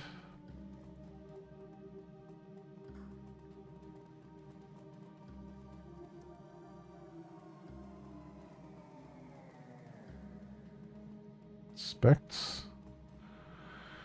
This corpse has been eviscerated. Its limbs have been torn clean off, and its rib cage is oddly deformed. The tattered shreds of blue maintenance uniform hang loosely off its chest. Well, I think we found Victor. Search the body. Find a well-worn manual entitled Wartung Schanbruch, Oskabe 2042. The book is filled with depictions of turbine and pump cross-sections, tools, and descriptions of maintenance procedures. A few of the pages have been bookmarked with colorful bits of paper. It's a yellow bookmark. This page is dominated by a detailed illustration of a turbine cross-section. Scrawled in the margin is the number 822896. Flip to the green bookmark. There are some notes written in the margins of this page, but you don't recognize the language. The only word you can make out is computer, written several times. Look and leave.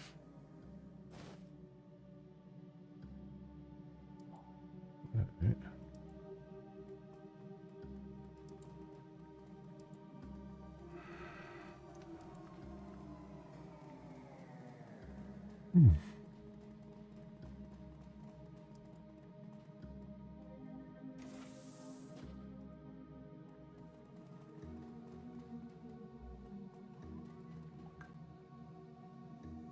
All right. Oh. We got company. Feral ghouls. 70 hit points, eh?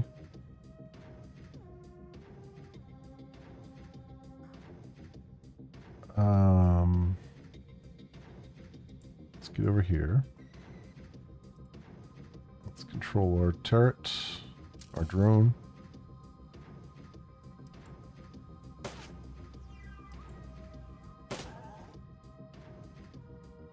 Yeah, they've got a ton of stuff here. Can I?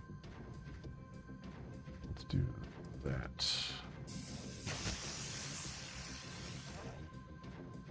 All right, very good. And throw a flashbang over there.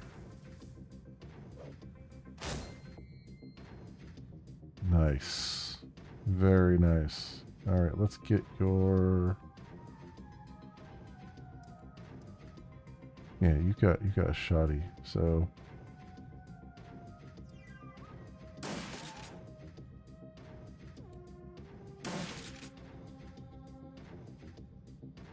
Uh-oh, there's something behind us. That's not good.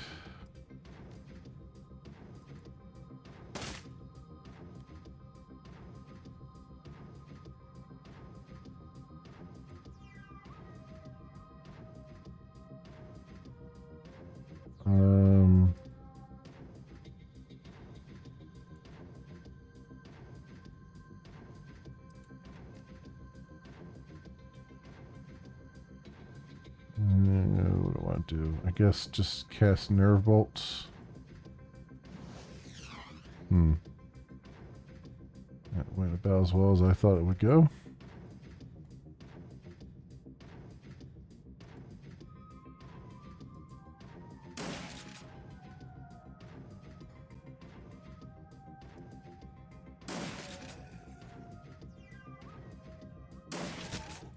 We got a crit. Nice.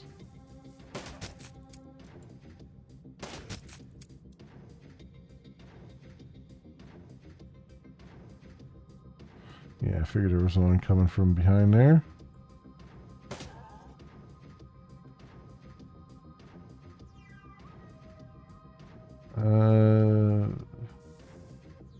Similar to small ley line, lasts for 2 rounds. AP. Let's do this.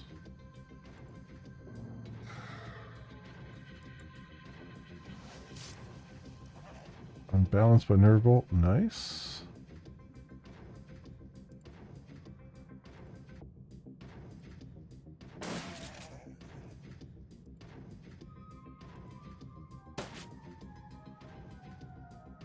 All right, and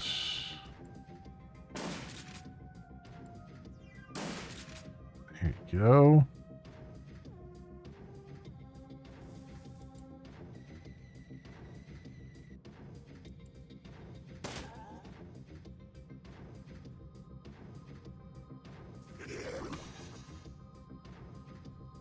Cool. They're attacking the drone, which is immune to whatever they're gonna try. I guess disease or something.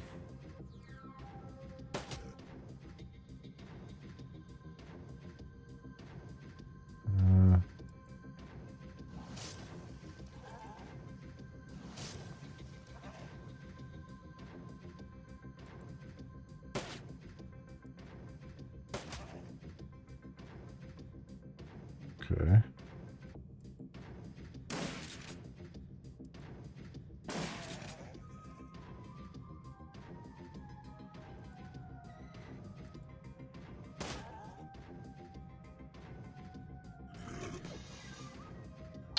Yep, that's good. It's good that they're attacking that.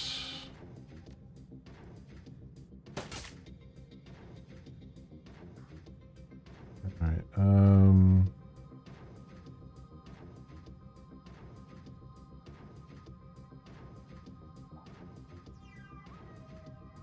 the problem is he doesn't have very much in the way of offensive things. I mean, he's got this AoE thing, but like a lot of times I don't want an AoE to go off.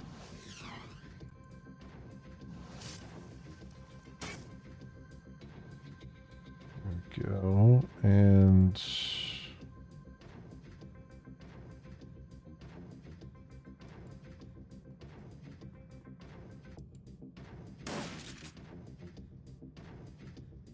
yeah, I figured you're out of ammo. Damn it.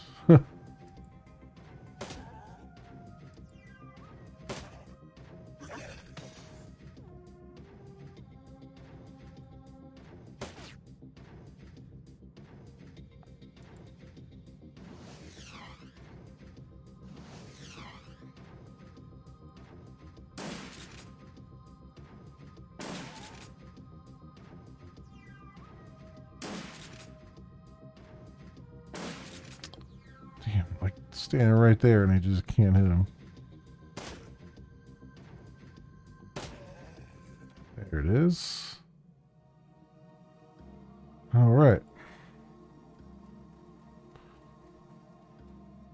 Not too shabby.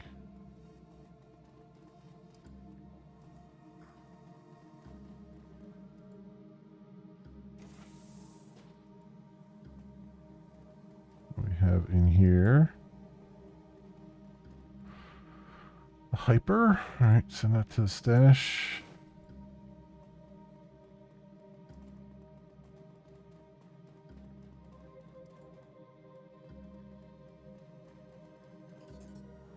$162 nuyen. All right, already getting paid.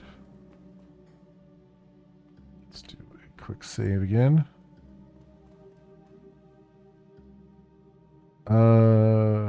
Restart pump 2. Blockage detected. Restart pump 1. All right, okay. So I have to clear blockage and stuff there.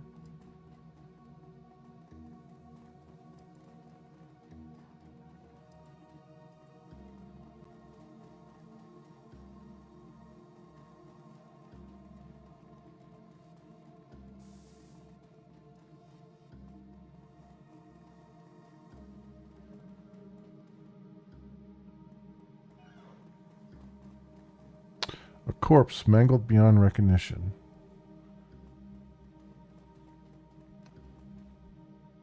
The turbine is currently powered down. Activate. Safety lock has been engaged. Please input authorization key to do it. All right. And what was his key? 822896.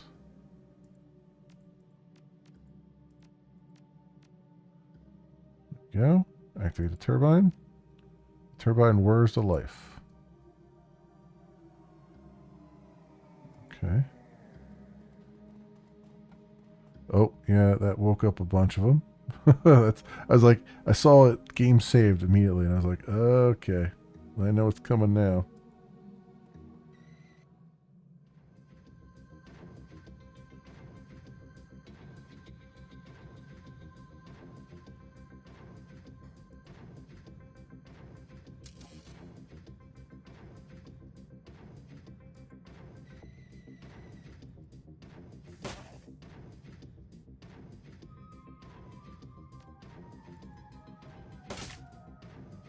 Okay.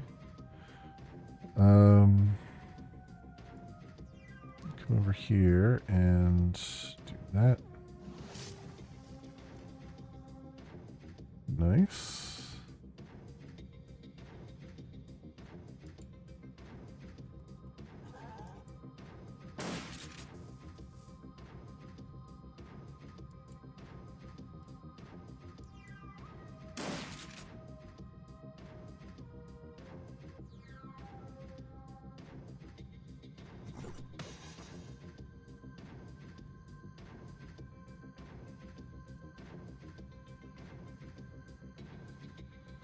Kind of want to move away from my drone a little bit so it doesn't explode in my face. Do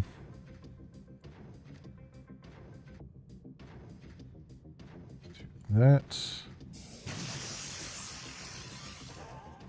That's fine. Destroyed my own drone, but that's alright.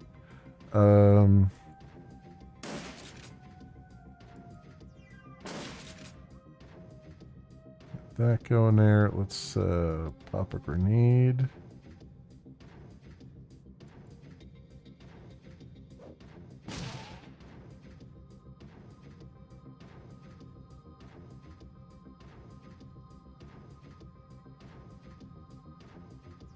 Okay, now we're kind of a little bit too up close and personal for my taste, but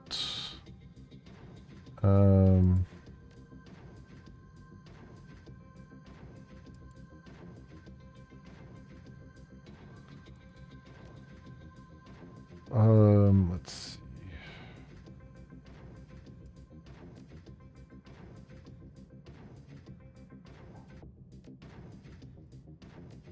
Do this. And it's hard to see who's who here.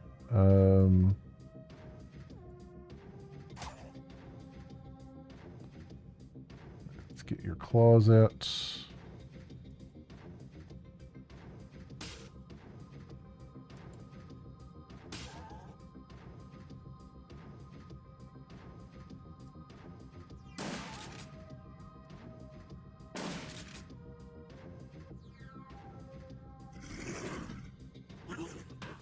Yeah, infection.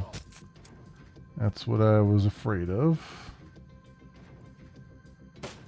Oh, come on, it's like right freaking there.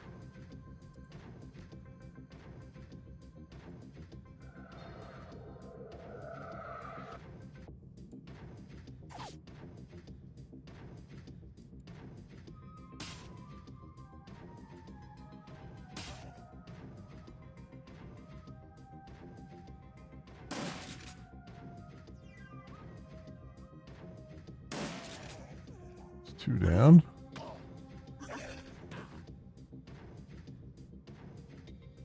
All right.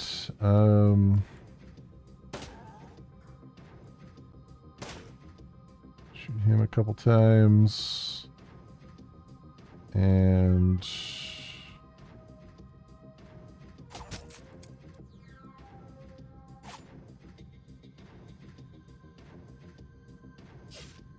come on, don't miss. Jesus Christ, it's right freaking there. Don't miss. How the freak are we missing on all these freaking rolls? God damn. Freaking 70% rolls.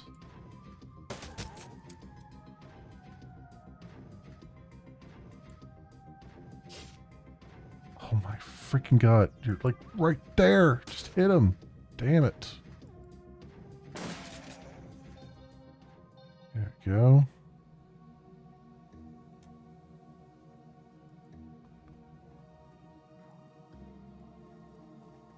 Alright. Well, I mean, he had to use his trauma thing, but that's fine. I'm thinking they probably won't throw any more ghouls at us, but we'll see. We'll see.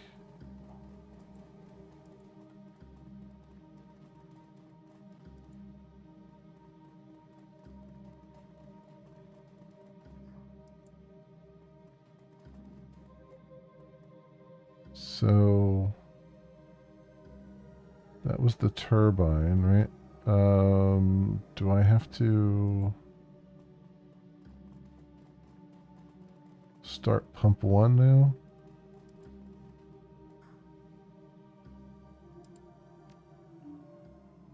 There it is. Pump 1 is fully operational. Oh, there we go. 2 is operating now. Okay. Oh, for crying out loud. Of course they would throw some more at us. A shambling mound of ragged flesh stumbles towards you. There's a look of desperation in its eyes. Oh. Please don't shoot. The ghoul's breath reeks of rotting meat. We're not like the others. Relax, I'm not going to hurt you. The ghoul's voice comes out in a rasping sob. Thank you, stranger.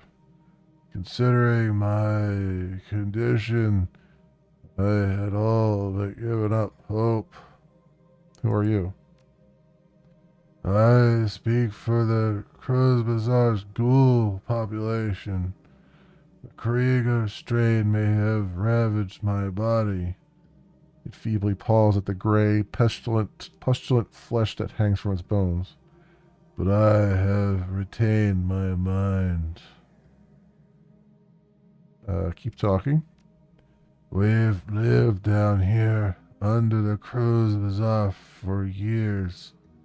For all that time, this place has provided refuge from the world above. We traded our labor for sustenance, both for ourselves and for our feral brothers, and we survived. But now our food supply has been interrupted, and the feral ones have gone mad with hunger. They're a danger to everybody, even us. You worked for food? Who was feeding you? The doctor, a topsider from your Cruz Bazaar. He kept us fed. The contract guaranteed it. Under the terms of our deal, we maintain the pumps that keep the sewage flowing. In return, the doctor gave us medical waste to eat. With proper rationing, we found that we could get by on what he gave us. The Decker monitored both sides to ensure our mutual cooperation. But with her death, the doctor has reneged on the deal. Without the food guaranteed by the contract, the feral ones have gone mad, and in their madness they have made it too dangerous for us to maintain the pumps. Was this Decker named Monica by any chance? It nods. Yes, that was her name. By doctor, you mean Dr. Esquivel? Yes, his contributions kept our community alive, helped us thrive. But now that the Decker is gone, he has demanded payment for our feedings. We have no money, but he does not care. He tells us that we must find some, or that he will let us starve. So you were the reason why the sewer system took care of itself? Yes. In truth, we would still work on the pumps, even without the doctor's payments. We love our occupation. It helps us to feel human. But the changes wrought by the Krieger strain require us to eat human flesh. If we don't, we wither and die. Without regular feedings, we will have no choice but to hunt for our food. I think that I have a solution to your problem. Its milky eyes widen. Yes, please. Whatever you can do. Our situation is desperate. I'm going to have a little talk with Dr. Esquivel. The ghoul nods. Yes, yes. Perhaps you can convince him where we could not. We have a comlink provided to us by the Decker. It is a direct line to his office. If you call him, he will answer. All right. Well, this took a turn that I wasn't expecting.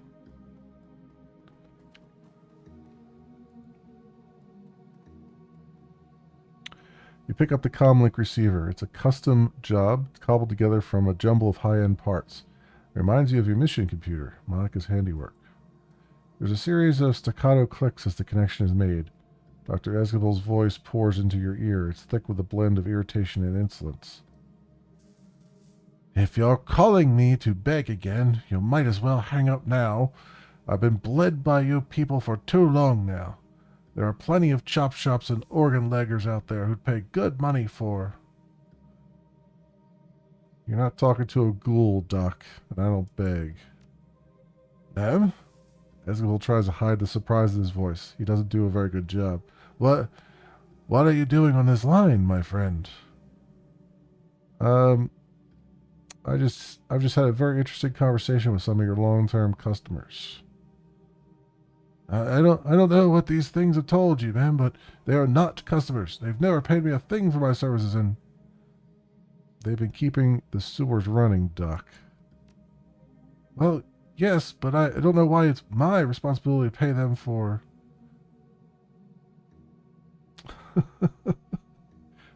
You signed a contract. I expect you to honor it. Contracts don't last forever, and you'll forgive me for saying so, but I can see no reason to continue honoring this one. My clinic is a business, not a charity. I'm not giving your new friends any more biomaterial unless they pay me for it.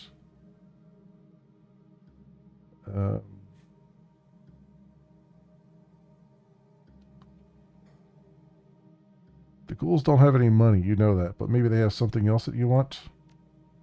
What? Like the barter system? I don't think so. I can't imagine a bunch of sewer-dwelling monsters would have much of value to trade. They're people, Doctor, not monsters. They've already been working for their meals. Maybe you could come up with other things for them to do. Huh. That's an interesting suggestion. The line goes quiet for a moment. I might be able to work with that. I'll tell you what. You tell their leader that I'll continue feeding them. In return, they'll keep the sewers maintained like they used to, and they'll agree to do odd jobs for me when I call. Just so we're all on the same page, what sort of odd jobs are we talking about? The sort that pack of bloodthirsty ghouls might be good at. Use your imagination. The ghouls that I've spoken with are intelligent and kind. I don't think they'd want to do your dirty work for you.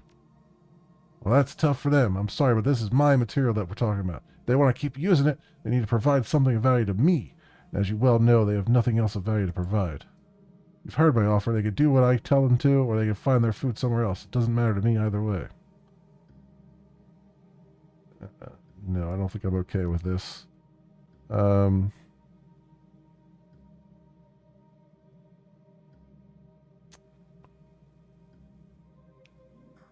would it cost me to buy the ghouls food for them? To keep them fed indefinitely, you mean? There's a long pause. It won't be cheap, but maybe we can work something out.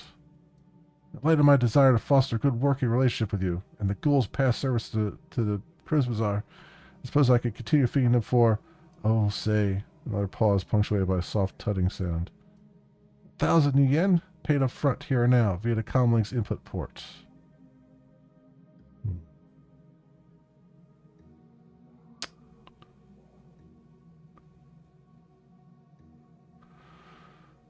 Yeah, I don't have... What do I even have? I have 656. This freaking bastard.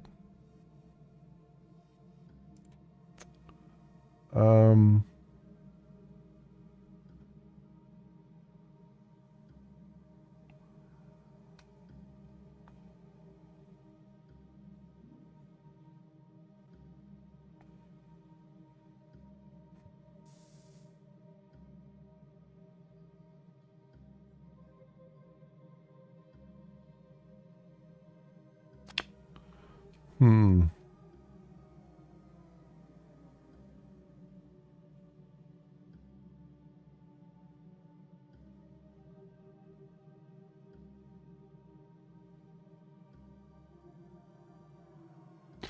I don't think he's going to care if I say that I'm going to tell everybody about him. I don't think he really gives a damn.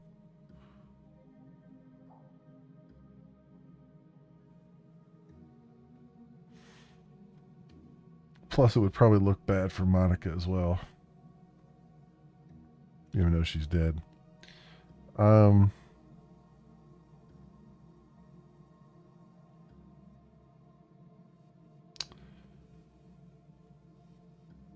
Fine. We'll tell them about the work for food deal.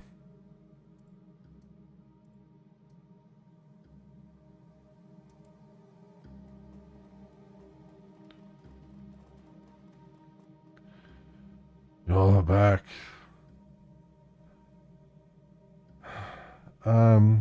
He offered to resume your feedings, but only on two conditions. He wants you to continue maintaining the sewers, and he wants you to do jobs for him. I see. Its voice goes quiet. Tell me, what sorts of jobs does he have in mind? He wasn't specific, but I think that he was talking about jobs of the bloody kind. A downcast look crosses his ghoul's face. It looks away. I am not surprised. He sees us as monsters. He intends to force us into acting like monsters. His own pack of mindless creatures to command. We will be forced to discard that which is most precious to us and act like the world, what the world already thinks that we are. This is the price of survival for us. This is the deal that you brokered.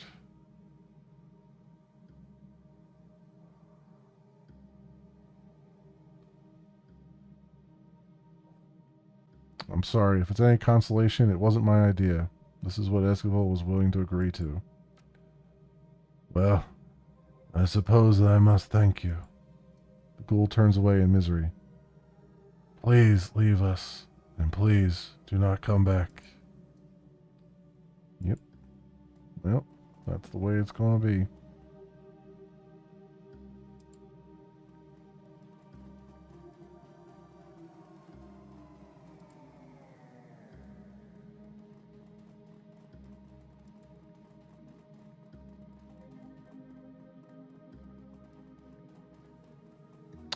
I mean, of course, it would have been like 1,000 yen or something, right?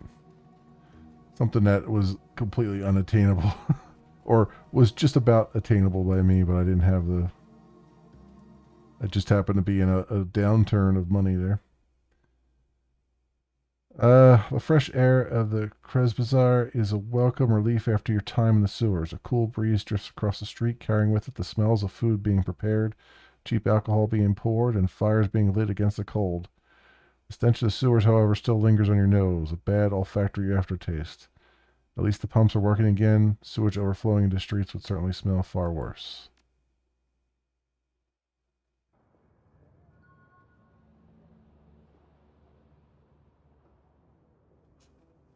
Well, it gained 4 karma for it.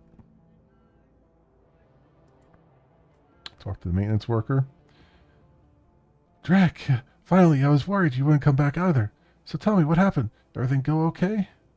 It's taken care of. You can leave after you give me my money. What about Victor? Your friend isn't coming. I'm sorry. Christ, poor Vic. I don't know how I'm going to tell his folks. Real close-knit family they were. Maintenance manual. I found this on his body. Maybe you can give it to them. Hey, thanks. He turns the manual over in his hands, rubs his thumb over the careworn paper cover. They'll appreciate it. Here's the money I promised you. 500 new yen. I could have used that earlier. pay off the Pay off the doctor. All right. Is what it is there. What else do we got? So we have to do this one. Let's do this solo one that we need to do.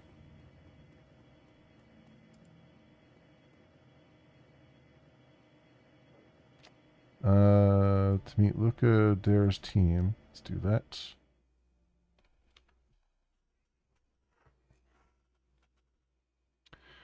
Trial run. As the U-Bahn hums towards the Frankfurter Tor, you tug idly at the fabric of your maintenance uniform. You found it in a duffel bag on your seat when you board it, along with a note from Dwyer to put it on before your arrival. The moment you step off this train, the note said, your trial run begins. You are to rendezvous with the rest of your team, reconnoiter the building, and plant the specified devices in Alisher's suite. Beyond that, your approach will be left to you. Do not disappoint us. You're being watched. Well, it's not comforting.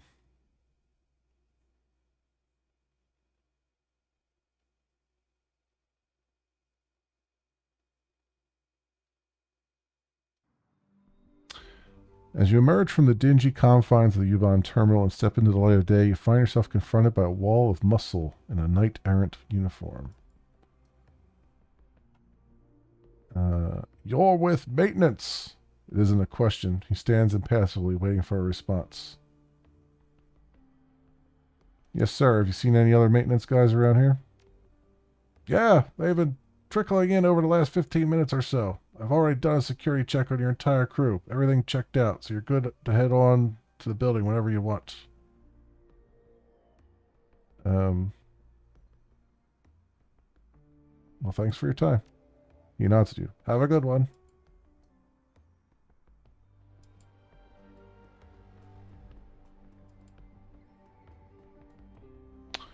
A young dwarf looks up at you, wide-eyed with apprehension. From the way that she's fidgeting, you can tell that she's terrified.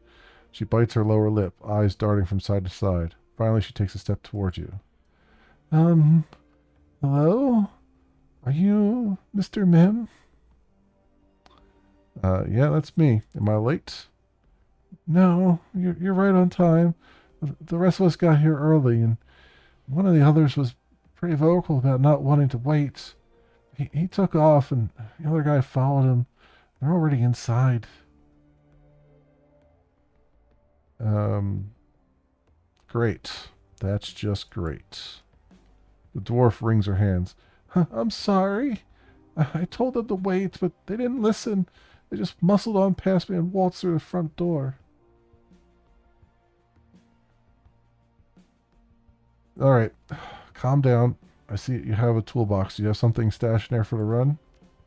Well, in a manner of speaking. She opens the box and shows you its contents. It's packed to the brim with an assortment of hand tools.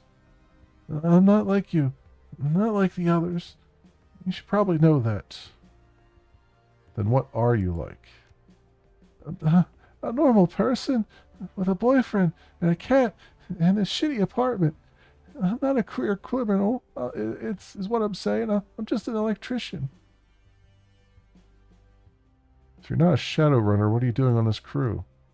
Her face flushes red. I'd rather not talk about it. Let's just say that someone did me a favor once, and that coming along in this thing is how I have to pay it back. Look, in the end, it doesn't matter. I have to be on this run, and you have to bring me along. It's what they want. You at least know how to defend yourself. Well, kind of. I brought my taser, and I have a little holdout pistol for self-defense. I've done some shooting at the range, but I've never fired a living thing before. Certainly not a person. I'm hoping that we can get through this thing without me having to. Yeah, well, I'm sure that we all have things we'd rather be doing. Now that you said our teammates went inside, are you certain about that? They'll still be on the first floor. Nobody's getting upstairs until I bypass the security locks on the elevator. That's why I decided to wait for you out here. I figured that they couldn't get too far ahead of us if I didn't go inside with them. Good thinking. Thanks. I just hope that they don't screw things up in there. All I want is to get this thing over with and get back home. Yeah, right there with you. Let's head inside. Yeah, okay. Let's do it.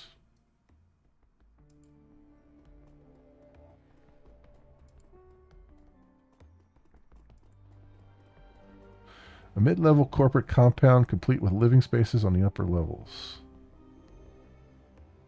Let's save here.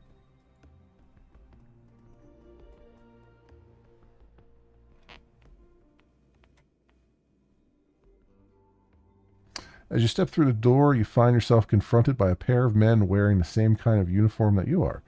Judging by their expressions, there is no love lost between the two. Hearing the door swing open, they turn to face you.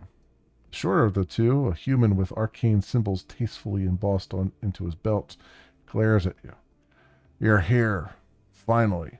You've brought our little mouse of an electrician with you. Better late than never, but not much better.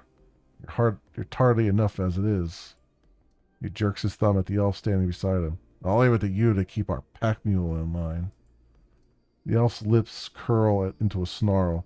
Hanging from his back is a bulging pack that looks incredibly heavy.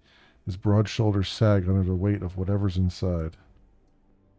He's dumb as a post, but he can lift heavy things. Might not be bad in a fight either, but at the very least, he can soak up a few bullets for the rest of us. Staring daggers at the mage, he spits out a long string of foreign words in a single, susurrant breath.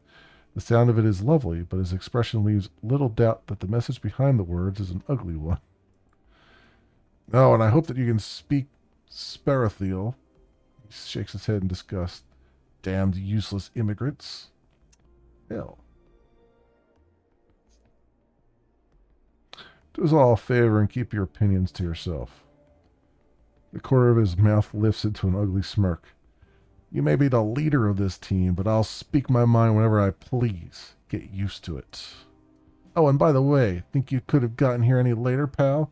We've got an important meeting to get to. If I'm late, this shit is going to hit the... This isn't getting us to your meeting any faster. He flashes a hateful glance at the dwarf, then turns his attention back to you. No, it isn't. Let's get to this penthouse and plant the cameras. I'll mask them against detection and we can all go our separate ways. The elf mutters something under his breath and hitches the bulky pack up a little higher on his back. His muscles bulge under the strain of it.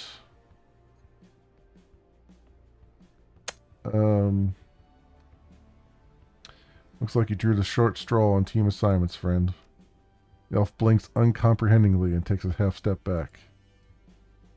I told you, he can't understand a word you're saying. Nothing's come out of his mouth but that pigeon drivel the elves call a language, a Terrangear language, Terrangear dialect, if I'm not mistaken. I wish that he'd do us all a favor and go back. Address the elf. Can you understand me at all, brother? The elf's dialect is completely foreign. It's quite unlike the form of Sparathiel spoken by the elves of Tir Nanog. You can only manage to catch a few words. You terrible insolence of threatening. See if at all?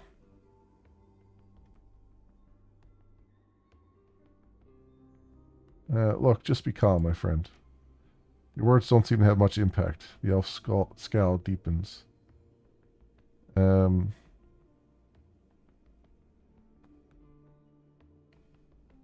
Now we're all together. Let's discuss our approach. Anyone know how we're supposed to get into Alashir's penthouse?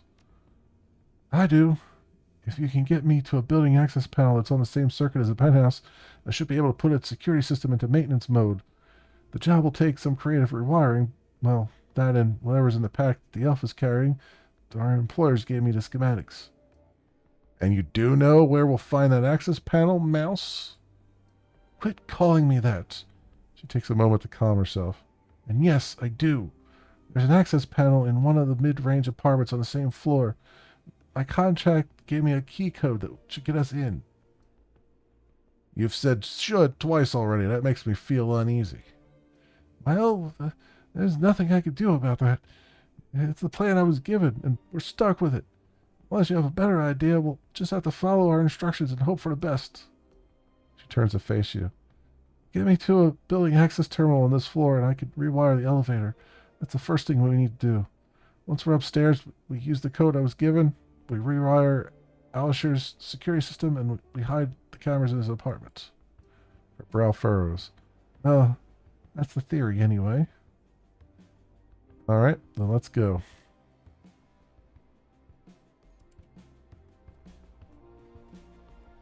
Stressed suit.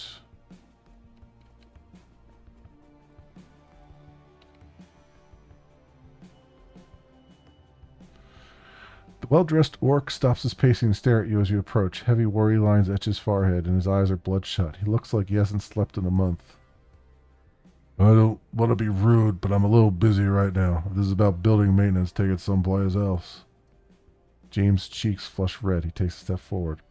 Watch it. You don't get to talk down to me like... The orc bristles. Like a janitor? Yes, I do, because that's what you are.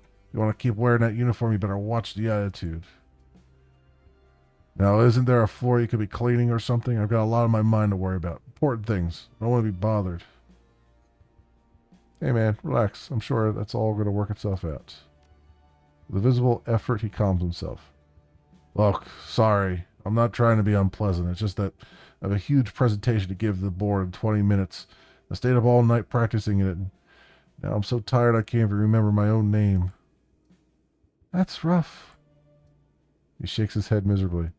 I'm going to botch this, and the worst part is most of those bastards will assume that it's because I'm an orc. They probably already make jokes behind my back. After this, it's going to get a lot worse. That's tough, man. Best of luck. He scowls and continues to pace. I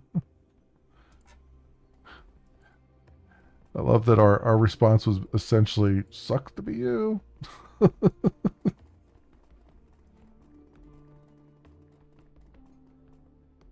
Inspect. Hello, there's someone here I'd like to inspect. A boutique food kiosk. The sign out front advertises a variety of locally sourced foodstuffs, all of them terribly overpriced. Take a closer look at the food on offer. Glancing in the self-serve refrigerated section of the kiosk, you find a variety of sandwiches wrapped in slick plastic. You could eat for a week for the price of one of these things. Yep, that sounds like a corporate cafeteria. And I bet as appetizing as everything looks, it probably all tastes like cardboard. Thank you, Aramark. Janice studies the junction box for a moment, then turns to face you. See that guard in the hallway? Well, he was standing next to the junction box just like this one. Looks like they're both on the same circuit, too. So? So I could use this one to overload the one that the guard is standing by. She looks at the junction box again and nods. Yeah, I could feed a nice power spike in that one from here, you know, if you wanted me to. What would that do? Make a loud bang and arc enough voltage into the hallway to knock out a gang of trolls. Let's find something else. Let's look around first. See what she's talking about there, that guy.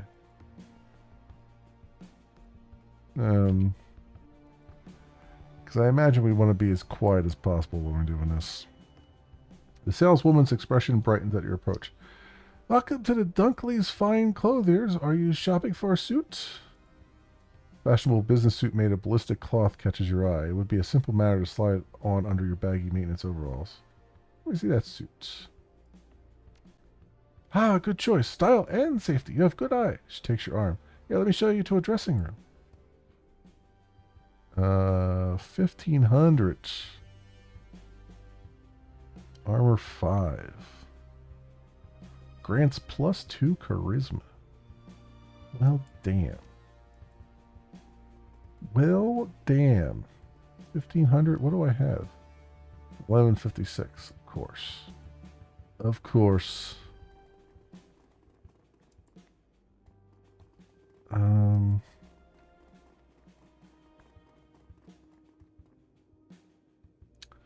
Got a corporate woman.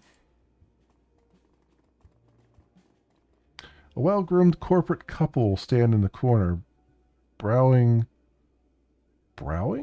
racks of pamphlets. I think they mean browsing. Browsing racks of pamphlets about neuroenhancement hardware. The woman's head turns at the sound of your approach. Upon seeing your uniform, her nose wrinkles. Oh, hello. Are we in your way? We wouldn't want to keep you from your work.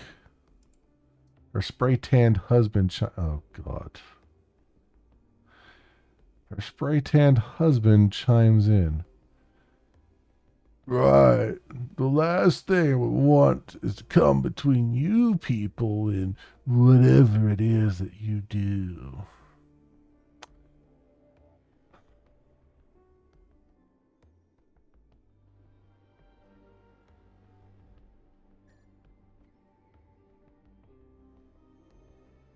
Everything's fine. We're just doing routine maintenance checks.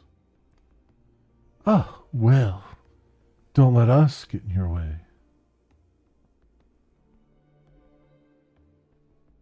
We won't. You two enjoy your day. Tech vendor? The woman behind the counter smiles at you, her cheeks dimpling. Good afternoon, and welcome to Augmentech, the boutique that makes a better you of you. Her voice is overflowing with forced cheerfulness. Idly, you wonder how many times she has to give this exact speech every day. Tell me how I can help you today. I might be in the market for some cyberware.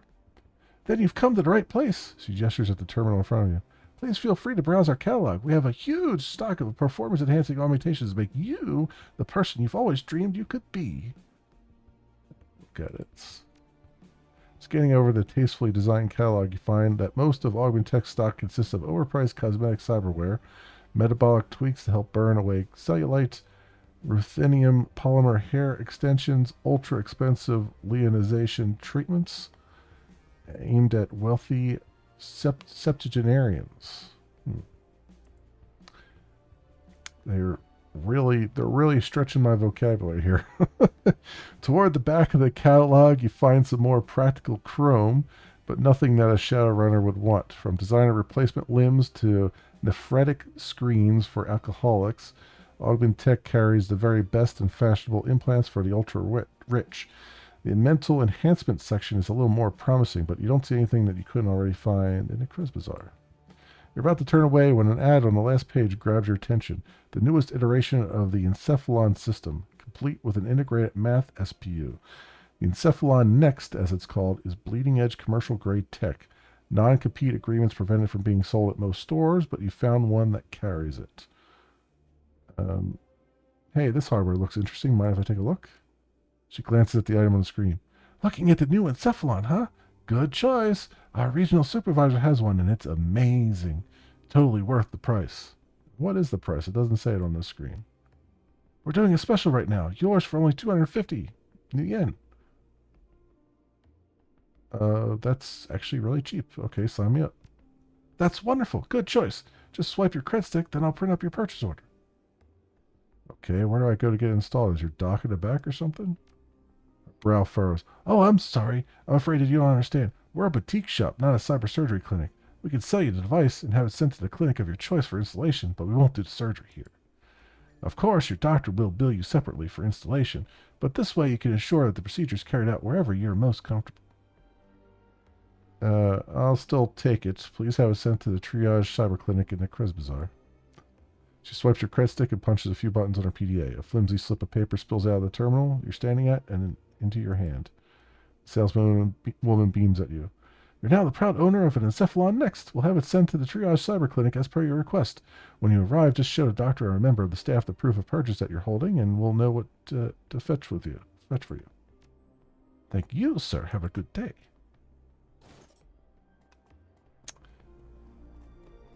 Yeah, it's funny. I'm doing, as I was buying it, I'm thinking to myself, like, if we're not supposed to leave a trail behind, I just left the paper trail.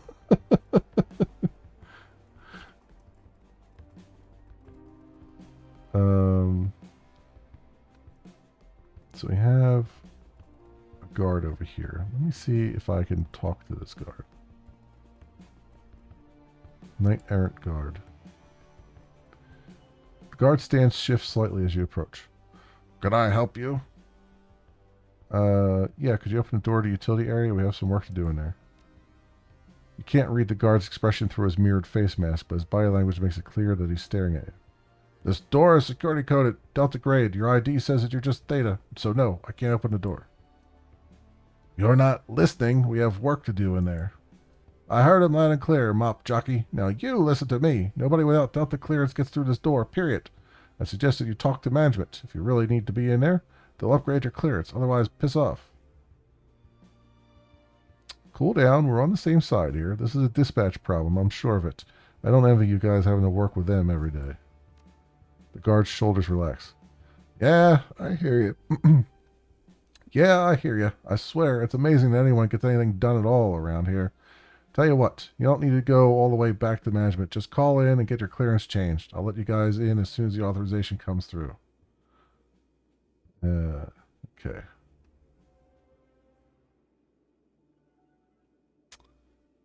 I don't have etiquette security.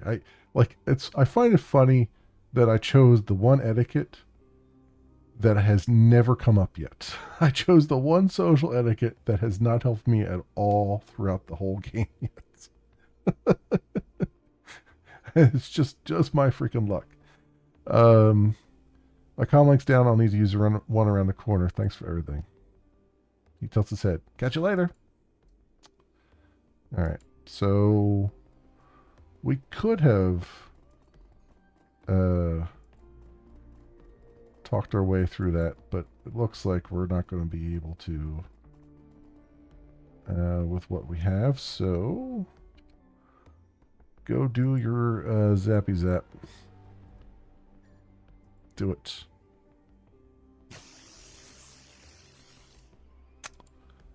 That was a thing.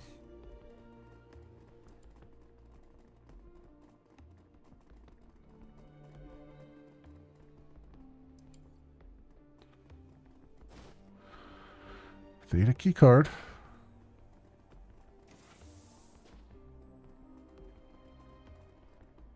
Utility grid hub. Wordlessly, Jana pops out an access panel at the base of the terminal and begins snipping wires. A few minutes later, she replaces the panel's cover and stands. All right, that should do it. I've bypassed the security lock on the elevator. We're good to head upstairs. That was quick. I know my way around electrical systems. My father used to own rental properties all over Munich, and I helped to maintain them. She smiles shyly. I've been rewiring buildings since I was a little girl. Touching. I don't know what this has to do with getting me to my meeting, but please, by all means, keep waltzing down memory lane. We'll wait.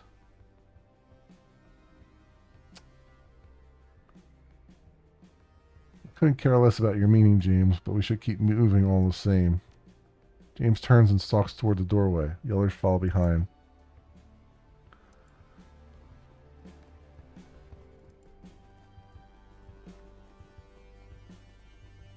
There was also another thing over here that I didn't even bother to look at. I'm wondering if this was anything.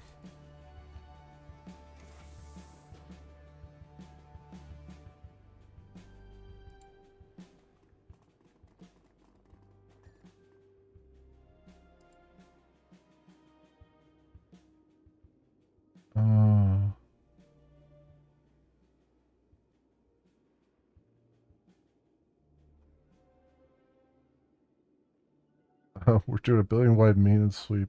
We'll be on our way then. Easy. Okay. So I guess I could have maybe convinced him of the building-wide sweep there, and then that would have given me the Theta card to give to that guy. Oh well. Oh well, we zapped a guy. What can I say? Sometimes you just gotta zap a guard, you know?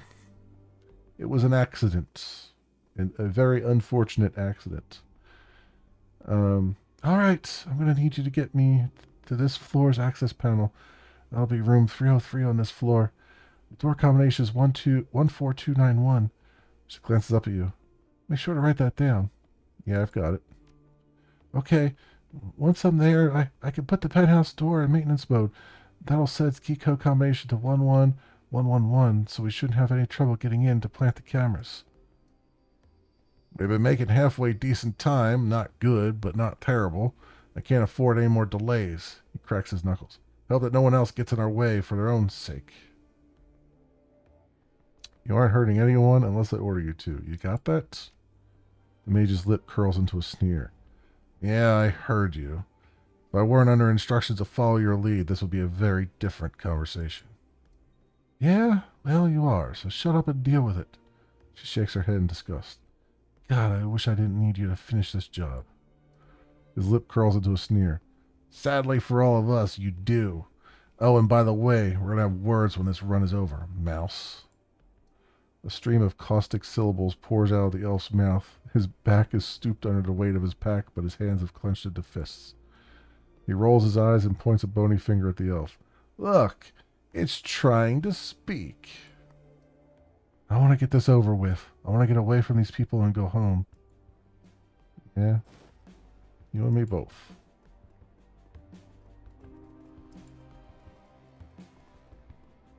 Oh, we're going to have some hacking here. Apartment 302, 301. That would be interesting to, I guess 303 is over here.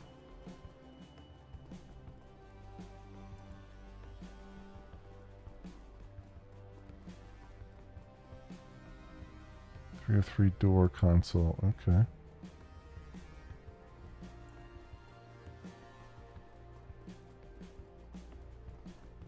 Penthouse door console. Alright, so got a team upstairs. Have James hide the cameras in the penthouse. I have 8 karma already. Apparently I've been just gathering karma like crazy. Now might be the time to use it, because I think we got some decking to do here. So let's do 5 points in decking. And let's get our expert control systems up a little bit. Confirm that. Alright. Unfortunately, friends, it is getting late, and I can already feel my voice starting to crumble under the weight of attempting to do voices. So I think to preserve it, we're gonna stop right there for this week when it comes to Shadowrun Returns, or Shadowrun Returns Dragonfall.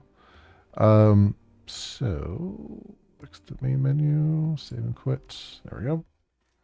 Cool. Yeah, so we'll pick this up next week. I think we'll definitely do this Wednesday. Thursday, though, there are a crap ton of games coming out. So I'm not sure what Thursday is going to have in store. If I'm going to do more of this on Thursday, or if I'm going to dip my toe into one of the various things happening. I'm probably going to hold off on The Outer Worlds 2 just because, it's an RPG. I'm probably going to hold off on The Outer Worlds 2 because I think a lot of people are going to be playing that. And so I don't need to be part of the first wave of playing that. I will most likely be playing Dragon Warrior 1+2 HD 2D remaster.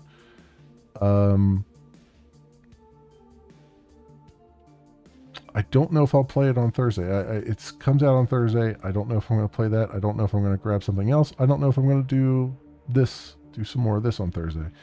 One way or the other, it's only going to be for that Thursday, and then we'll get back to a more normal schedule. So we'll see. I'm kind of leaning towards keep the regular schedule that I have, because all those games are things that I can get to pretty much at any time. That being said, I want to say that, so there's 2 dates right now where a lot of stuff is happening. 3 dates, the 29th, the 30th, and November 6th. November 6th, there's a bunch of stuff that I definitely want to take a look at. I'll have to pick one. But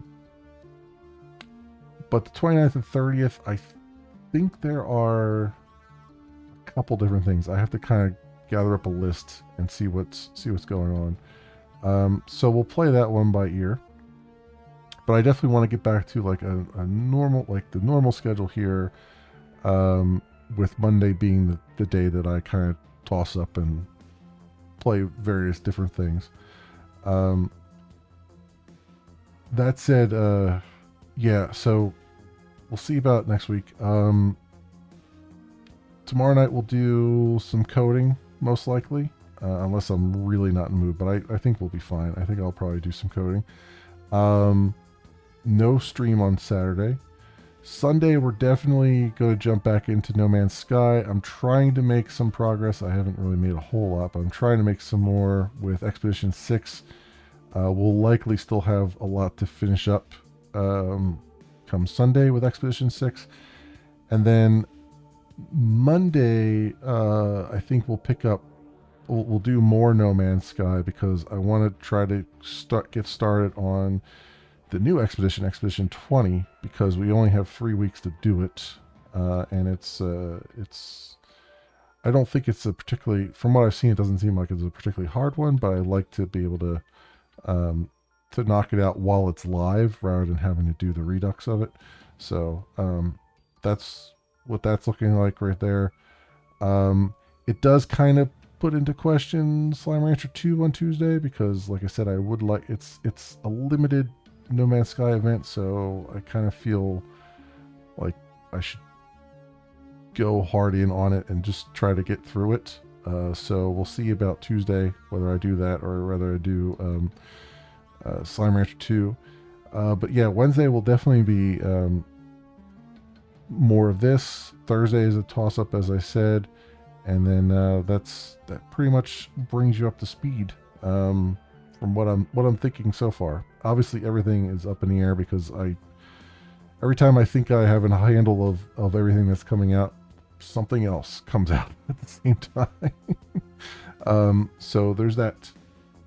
But anyway, my friends, that'll do it for me for tonight. If you happen to run across this on the YouTubes and you have a like and or subscribe that you can spare and maybe toss my way, that would be great and awesome and tremendous, and it helps out so much, and I'm very appreciative of it. Thank you very kindly on that.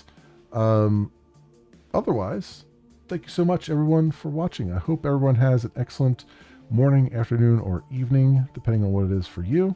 And I hope to see you back here again in the future for some more stuff, whatever happens to suit your fancy.